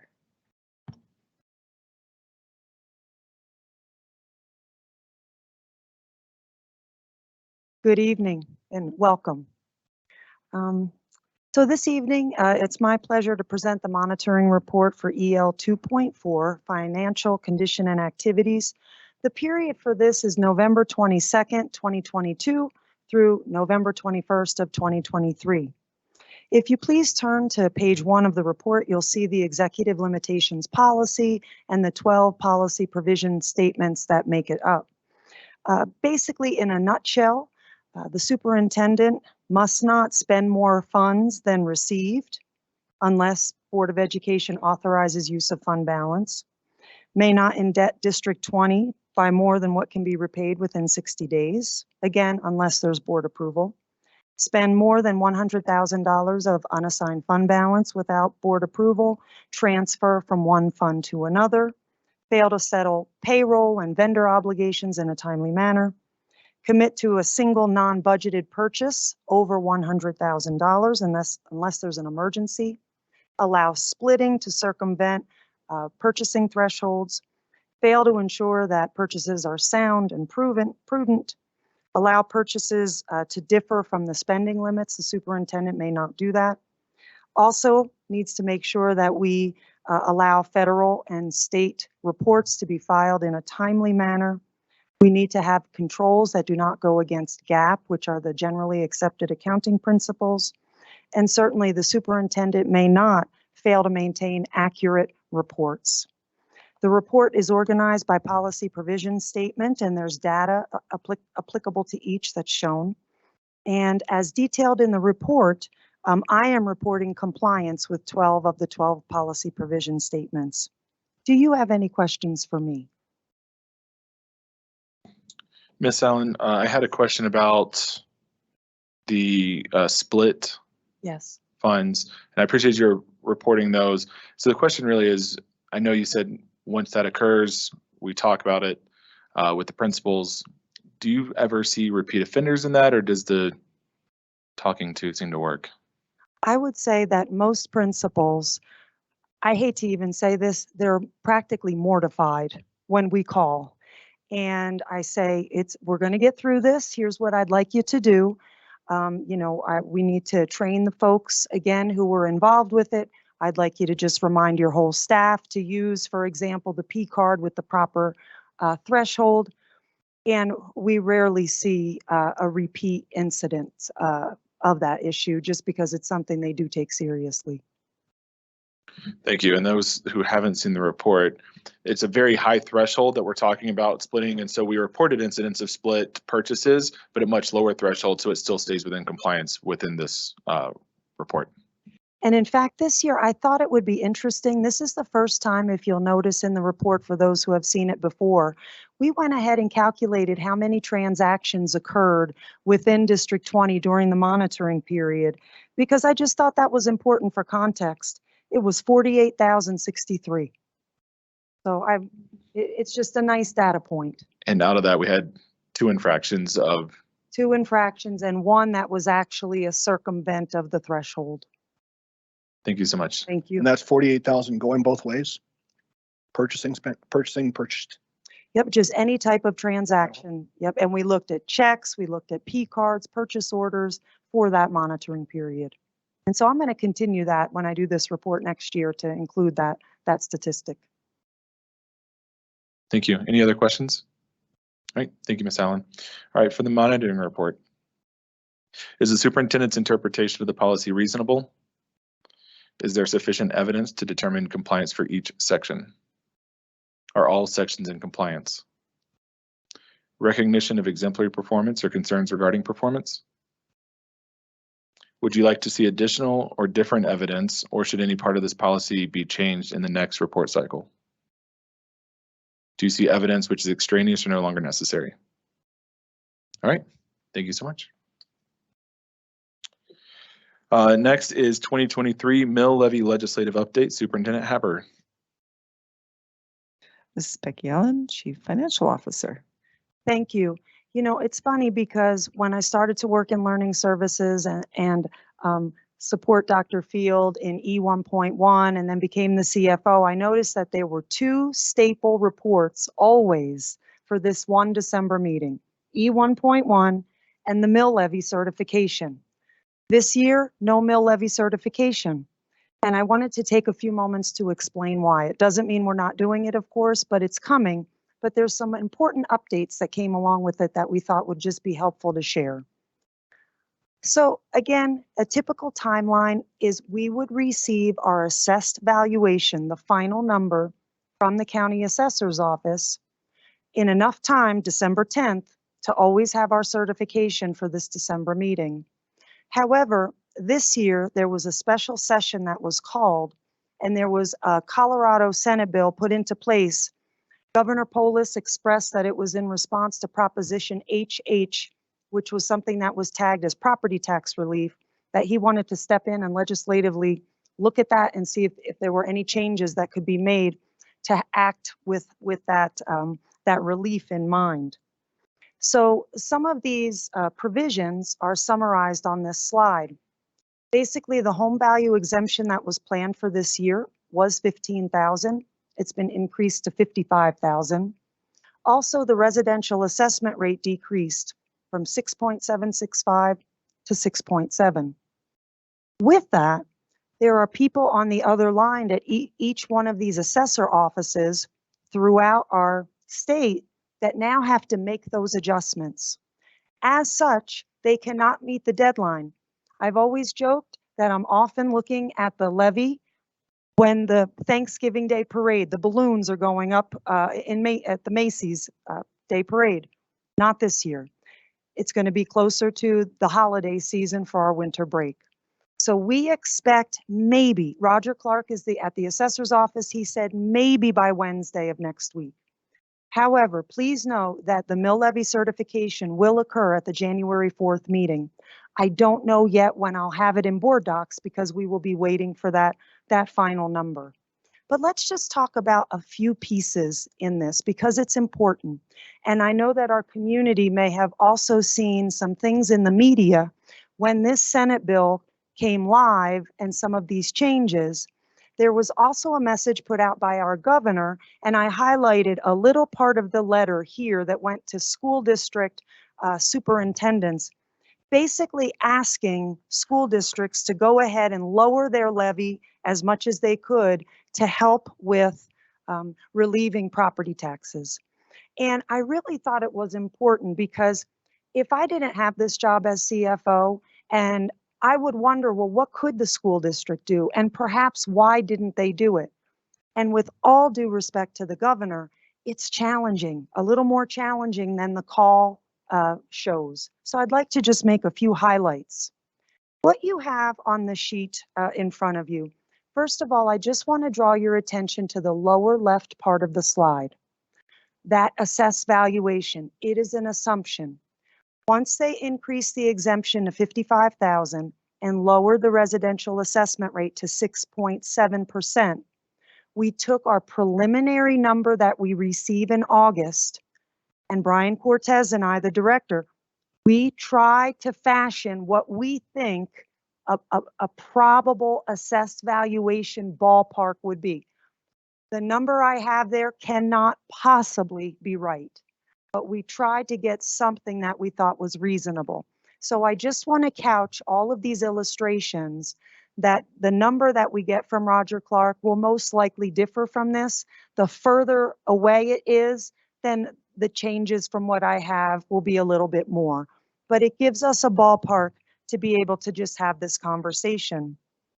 What you can see here is that we have a dramatic decrease coming in our total levy.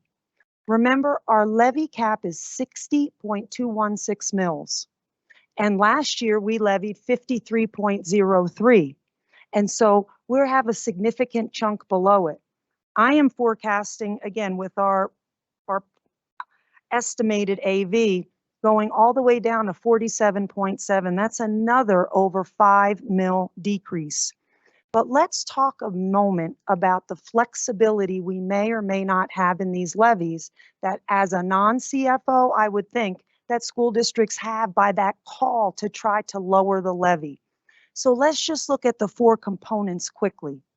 The first one with the red one is called the School Finance Act levy. It is set by the state at 27 mils. We are not allowed to lower that levy. We researched it and we could lower the levy to 26 mils or some other mill amount. However, there's a penalty. So what would happen? This is just an illustration. Let's say we did 26 mils.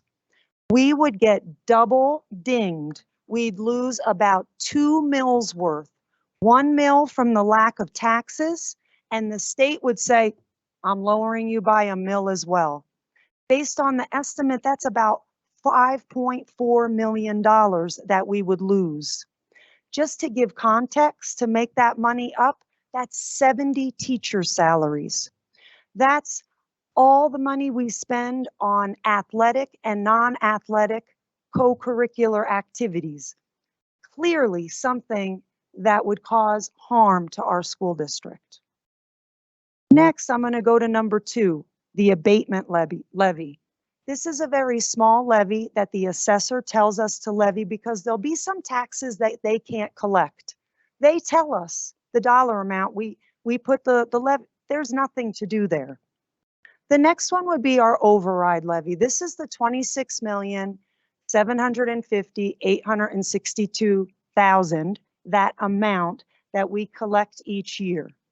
Now, if we were to reduce that, remember those dollars already go to pay salaries. So if we said, you know what, let's take 5 million off of that, we'd have to find that 5 million in the general fund because those are ongoing recurring expenses for salaries. That would cause financial harm, not a possibility. The only other fourth piece to our levy is our debt service levy. What that means is it's the money that we collect to pay back our bond payments. Similar to think of a mortgage payment. We have a schedule of payments that we have to handle each year. Now, we really thought about this and thought voluntarily we could perhaps look at trying to lower this levy to help with some relief for our community. So let me go ahead and show you that option. So what you see on this sheet in front of you, the first line tells you what we have as fund balance as of January 1. We make a big payment in December and June. So after we make our December payment, we'll have 24 million left. Now, when we go ahead and look to next year, you can see calendar year 2024. These we owe about 29 million in year 2024. And typically that is what we would levy, enough for 29 million. However, the following year we have a big drop. We're only going to need to levy 20 million because our payments drop. They kind of sawtooth. Some payments drop off. So another thing to keep in mind, the max we can do is 36 million. We're nowhere near there. So again, typically 29 million. However, what I am proposing is that we use some of that fund balance, that 24 million. We could reduce that by $5 million this year. We'd use one time. This wouldn't be year after year, one time, use 5 million, and that would be a smaller levy for our community that would not put us in financial harm. The only thing it would do is lower our fund balance to about 20 million, but in purple, that's what our new payments are going to start to be. So it's a safe play. I can't move this money anywhere else. You might think, well, Beck, use it for Air Academy and Doug Valley. Can't. Use it for salaries. Can't. There is no movement. The money is collected from our community to pay bond payments. It has no flexibility. So that is why it is something we could look at to help our community while also doing something that does not harm our school district. What would it look like? Here is that number. If you recall, I'm going to sneak over real quick and remind you, what I just showed you was 47.778. If we were to lower that levy by 5 million, we'd be at 45.94, a very significant drop.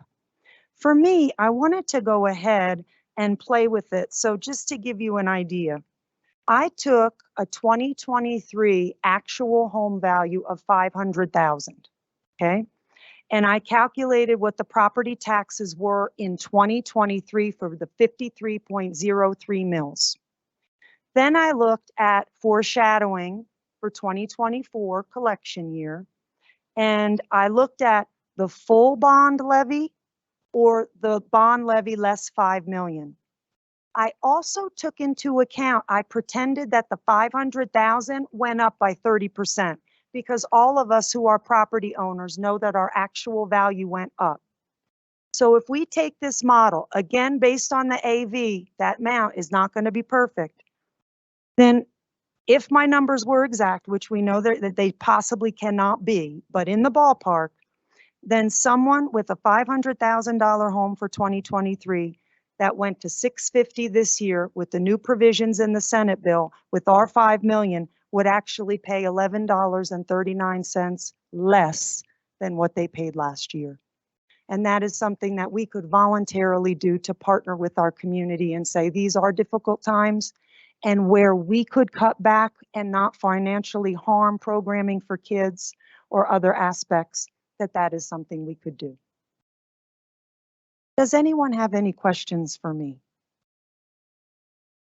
Again, I will bring you the official certification in January. Any questions? Thank you. I just wanted to say thank you for your work on this with your team. I know when we got that letter, we all kind of huddled up, and it was something we would like to be able to do for the community, but as you said, it's a very difficult thing. So I appreciate you going and looking at this. And so this is not a decision that we will be making this evening. This will be in January, and we'll have actual numbers based off of what the assessor provides. But thank you for your work on this. I know this was a really creative way to come up with some way that we could help the community out.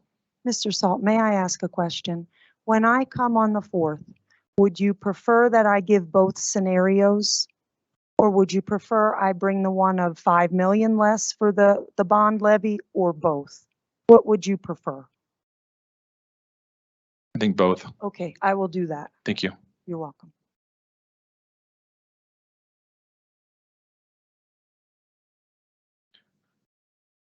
All right, the next item on the agenda is the expulsion appeal notification. This is a confidential report. State law requires the superintendent to report to the board at the next meeting of the Board of Education after an expulsion appeal hearing is conducted by a hearing officer. CRS 22-33-105, Section 2C. State law CRS 24-72-243D3. The Public Records Law also requires the Board of Education to comply with provisions of the Family Education Rights and Privacy Act, which protects the confidentiality of student discipline records. Therefore, the report by the superintendent on the status of expulsion appeals is confidential. All right, item F, the 2023 CASB Annual Convention Debrief. Who would like to start us off? Ms. Shandy. All right, it was a very long educational 2.5 days. Great to meet people throughout the state that were there doing the same stuff and hearing some really great information. I loved going to one of the sessions that talked about the different types of data types that we can use for improvement planning. So making it a very whole, well-rounded instead of just using one data point, using demographic, process, and perception data points as well, and using 4 points versus 1, and to give us a more well-rounded. So that was a really enjoyable session for me. So thank you for taking me. Mr. Wilburn. First CASB convention, of course, needless to say, very, very informative. It was actually a lot more fun than I thought it was going to be. Breakfast with the students was incredible. They came armed with fantastic questions, did not pull punches, asked some very difficult, very challenging questions that are pretty analytical for 16, 17-year-old minds. They were really on top of it. I've heard a lot of keynote speeches in my life. I suspect everybody in the room probably has. The keynote, what was the first day? Thursday was the first day? The keynote the first day was one of the most inspirational speeches I've ever heard in my entire life. This was a young lady, I forget her name, I should have written it down, don't have it with me, who was from the streets of New York City, literally graduated from high school in 2 years, homeless, couch surfing, and when the couch surfing came to its end, was sleeping in city parks on benches, and just an incredible story of perseverance. Finished her education and went on to Harvard and graduated Harvard early as well, and now has an amazing life, just incredible. But the testimony to the human spirit and what the human beings can do, even at that tender age, it was just amazing to hear how somebody knew that their life was going to be transformed through getting a quality education and wasn't going to let anything get in the way. Her parents were both addicts. Her mother died. I think she was 16 years old at the time her mother died. Her father was just off the scene, in and out of halfway homes and things like that. And she was just on her own at age 16. So she just kind of figured out how to work the system, right? And learned. She got her PhD in street and realized, I need to get my high school diploma for real, and just put it together and figured it out. It was amazing. If that's available online somewhere, and I bet CASB does make it available online, everyone in the United States should watch that speech. It was the highlight of the weekend for me. I could sit and listen to her all day, every day. But our time with the students and our time with the educators was incredible. And I wasn't looking forward to CASB, but now I'm looking forward to the next one. We actually had a pretty good time and learned a lot. Sessions I attended were informative. Everyone was friendly. Food was good. And had a really enlightening and entertaining time. Ms. Cons. Mr. Wilburn, I did have her name written down. Excuse me. It was Liz Murray. So if you've ever heard of From Homeless to Harvard, the Lifetime movie, and I think book too, maybe. So that was her. And I was kind of teasing the teens that joined us on Saturday morning because we all attended the final keynote speech together. And I was like, final day of a conference. I'm not sure about the keynote speech. That was my favorite ever. And all three of them were great. But day 3 was Alex Sheen. Does that sound right? He started, and I shared this at DAC, but it's so inspirational that I just want to share with you guys. He started this nonprofit called Because I Said I Would, and just kind of organically went viral and became a huge endeavor to memorialize his father, who always kept his promises and was always there for him. And so they are these little cards, and the intent is when you make a promise to someone, something important, even if it's a promise to yourself, you write it on this card, and then it says, because I said I would. You own it. It's your promise, but you go give it to whoever is keeping you accountable, or whoever you are promising, your child, that you're going to stop doing something or do something. And you say, I own this, but I don't get to come back and collect it from you until I've kept my promise. So it was just beautiful work that he's doing. So I encourage you to go find his website, becauseisaidiwould.org. Maybe some of our teachers even want to use this, but in our own families. And I love what he said about keeping a promise was it eliminates choices, which sometimes we think we don't want to eliminate choices in our life, but it makes the path very clear. Once you've made a promise, there's no other choices of, wishy-washy. You keep that promise. And so it was an incredible message. I'm glad our students got to hear it too. Something I had mentioned after we attended the national conference in April was how amazed I was that so many other districts falter and fail with, especially with their governance and their board governance and that sort of thing. There was all this infighting of superintendents and board members, and in a session, I'm going to get rid of you. I'm going to get rid of you. And our students noticed the same thing in their session. They said that they just had a new appreciation for how well D20 runs, how successful we are, and made them appreciate the district and all of you guys a whole lot more. So it was amazing to be with the students. Mr. Smith overheard me. I couldn't let go, and I kept wanting to talk to one of them for about a half an hour, but it was really inspirational to me to get to do that. So all the sessions were really awesome this time. So I think the highlight for me was that student breakfast. This was, I think, the first year that CASB had done that, and that room was packed of students and board members having breakfast together.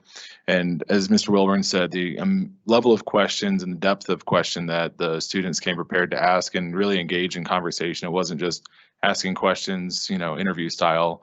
It was really about engaging in discourse around those topics. Was a really enlightening opportunity, and really enjoyed that. So I appreciate those students coming out, and Mr. Smith braving that was Saturday morning after that huge storm. So he had to brave that to get them all down south. Went to session with Ms. Cons and Dr. Field, and Durango created this, they call it the Soil Lab. Soil's an acronym. And it's all about environmental learning and ecology, and they grow foods and herbs, and apparently there's flowers that taste like pizza crusts. I'm not convinced it wasn't basil, but we'll see. But it was an incredible area that they had set up with raised gardens and flower beds where they were teaching this whole life cycle. They had plans to expand it to include amphitheaters and some other learning opportunities there on site, and they haven't paid a penny for it. It all came from donations through corporate sponsors and community. The community came together to build it. So it was a really, really neat opportunity for the kids, and the kids were just loving that opportunity. So that was a really cool takeaway for us, and to see that paired with Air Academy doing the horticulture program next. I'm like, we're slowly moving that direction. But I think overall it was a really nice time to get together, new board members and superintendent, and gave us a really good time to bond and have some conversations around just kind of getting to know each other, who we are, and kind of where we're wanting to go. So did you have anything you wanted to add? No, I think you guys summed it up really well. I think both the keynotes were probably some of the best I've seen at a conference, and just the inspiration and impacts that our personal relations have with colleagues, with students, and you just never know, how your actions are going to positively impact somebody else. And I just really, really appreciate the opportunity to spend time with each of you and know what your vision is and what you're excited about, and just came back charged to accomplish some great work together. So I appreciate the opportunity to be able to spend time with you guys. Thank you. Ms. Cons. I just kind of to go along with what Superintendent Haber just said, but Liz Murray, the Homeless to Harvard speaker, had this one quote that I think it's apt to leave us with. And she said, each of us is always making a difference. Is it positive or is it negative? That's good. Thank you. Any last thoughts? All right. Ms. Cortez, how many people do we have signed up to speak during public comment section number 1? In section 1, we have 1 individual signed up. Thank you.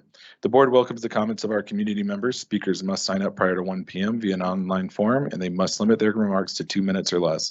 In deference to ASC 20 students will be allowed to speak first during the public comment section. Following any students, speakers who wish to comment on an agenda item will be called in order of their sign up. We also ask speakers to address the board and not others in the room. All speakers will be notified of the remaining time via the mounted monitors behind the dais. When the time is ended, the microphone will turn off.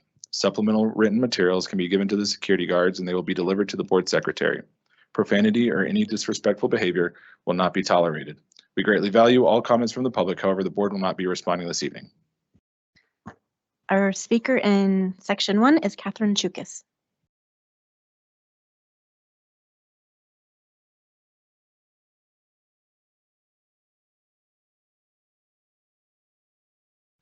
My name is Catherine Chukis. I live in the district, Air Academy parent, SAC parent chair. My Westside animal update today is about bobcats. In our neighborhood, we have 2 bus stops for Eagle View, one at the very top of Hunters Point and one closer to Rockrimmon School off Delmonico. They're about 1.5 miles apart as is standard for middle school. At 7:30 in the morning, there's a lot of kids walking up or down, mainly down. The fun thing on Tuesday's walk for a few students is that they also had the ability to video the 3 bobcats also leisurely strolling downhill. Their paths crossed for a few minutes. My comment today really is about 11A, but first I want to say about Agenda 9D is I know you're going to be talking about 2025 and the fact that the bond payments that we need to make are going to go down then. They're likely to go down to 26 and 27. Try to get a group together to help you think about long-term about mill levy overrides that are going to be possible in this community as those bond payments goes down. $11 is not going to make any difference to our families out on the east side because their special district mill levies are not going down. So you can't really claim $11 is going to make a difference to anybody. So let's think about the next 3 or 4 years and how we can think about financing things better. Get a committee together. My comment about 11A for board members is because this detail relates to sources of revenues as well. As you'll learn as you read about our budget document about managing $257 million is that counts matter.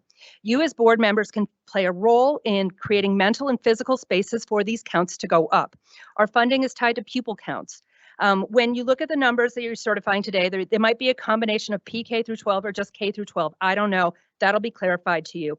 But let's do simple math. As FTE decreases by 100 for K through 12 times 10,000, that's $1 million less in your budget. 100 or 111 FTE is a lot to lose. Please try to understand what's going on. These are not all military moves. Families are making their choices to pull their kids out of the district on a full-time or part-time basis. One strategic thing we can do is attract more kids into preschool. Families. Thank you. Your time is up.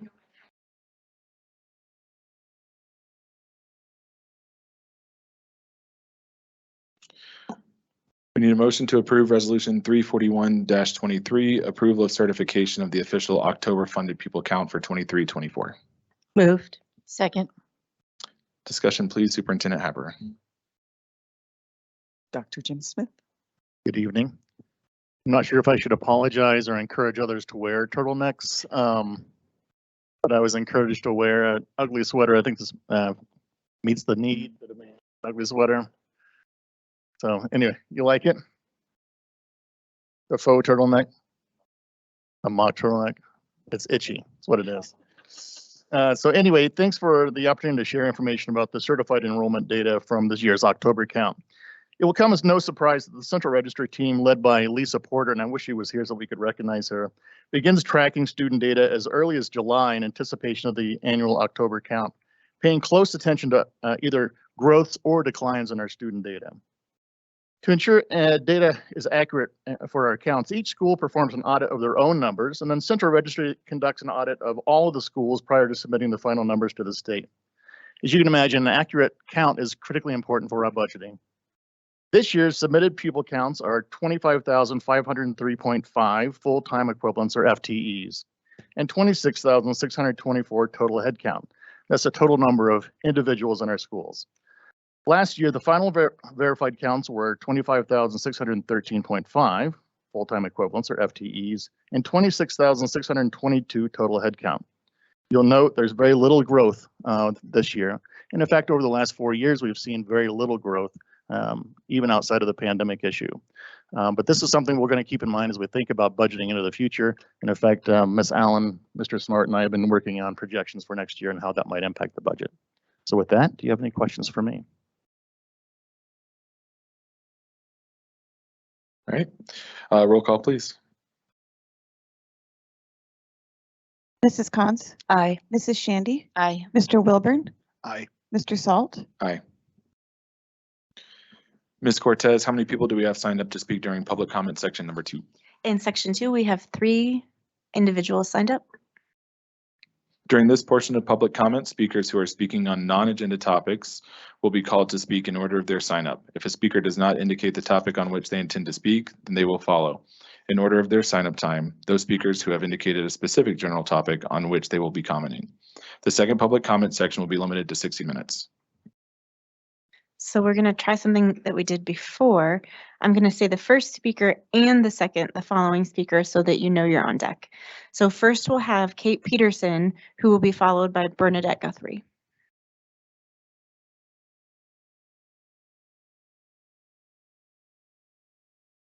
Well, that ruined my plan. So first we have Bernadette Guthrie, and then she will be followed by Brett Dayberry. So Brett is on deck. Bernadette's up next. Good evening. My name is Bernadette Guthrie, and I stand before you as the parent of one of the young children Derek Wilburn traumatized on October 4th, 2023 at the Student Forum held at CTMS. I'll start by saying, the definition of a predator is someone who exploits, manipulates, or harms others for personal gain, satisfaction, or gratification. During the Student Forum held on October 4th, Derek, as part of his campaign, read graphic sexual passages about rape and incest from the book Push to young children, a grossly perverted act that left my child and others emotionally scarred. Despite my attempts to address this matter, there has been a lack of action to rectify the situation, to support my child, or to ensure the safety of other children from such distressing experiences. What compounds the distress is the avoidance, victim blaming, and gaslighting I face from the district in addressing this issue.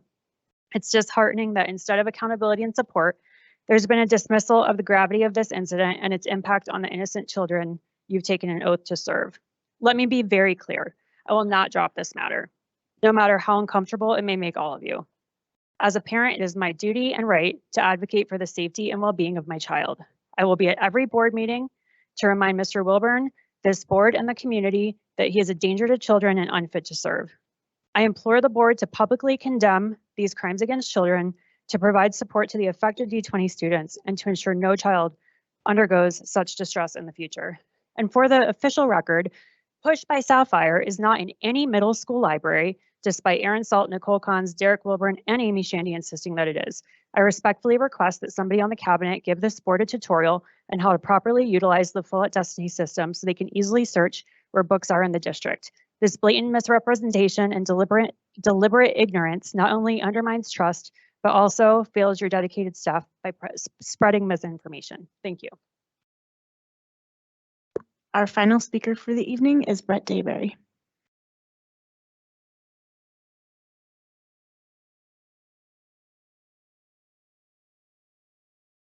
D20 has a reconsideration of library materials procedure called IJLR2. During 2023 alone, there have been 4 different versions. The goalposts are continually being moved. Up until August 11th, grandparents of students were able to voice their concerns through this procedure, not after August 11th. Hence, their opinions no longer mattered. As I started this process with a book entitled Almost Perfect, which is available in my granddaughter's school library, after reading the book, I found numerous extremely vile passages. But I was told by Tacey Killingsworth that since I'm only a grandparent and live just outside the district lines, that, quote, the district is unable to forward your request for reconsideration. It's fully apparent to me that D20 does not value the input of its grandparents. For that reason, I'm forced to take another approach and simply read some of the book passages at this school board meeting. I suggest those that have young children in attendance cover your ears.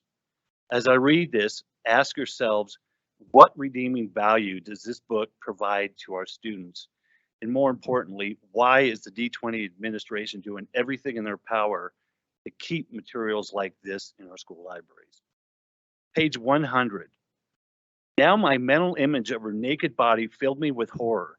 Big hairy balls, an 8-inch cock, flat hairy chest, and hairy back. And I had kissed her. No, wait, not her, him. Page 290. I tried to get out of the car and the son of a bitch followed me. He fucking tackled Mr. Dayberry, the policy states that we are not allowed to have profanity. me, begging for him to stop, but he just smiled and said he was going to fuck me up. Security, could you please ask him to step out? He is not following the policy.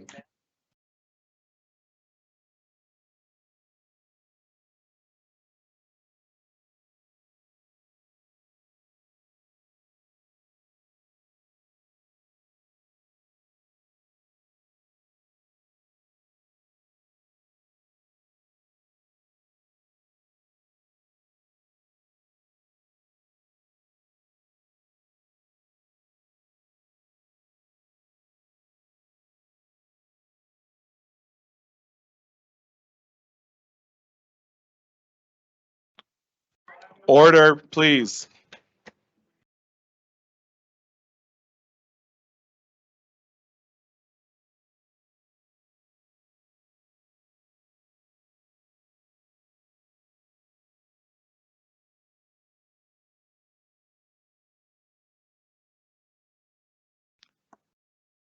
Thank you. Superintendent Haber, do you have any clarification or next steps? No, I do not. Thank you. All right, debrief. Happy birthday, Dr. Smith. All right, was our business this evening focused on activities that promote and honor our mission statement, our belief statements, and our global end statement that reminds us that all students will have the knowledge, skills, and character necessary for successful transition to the next level, and upon graduation will be fully prepared for success? All right, this meeting is adjourned.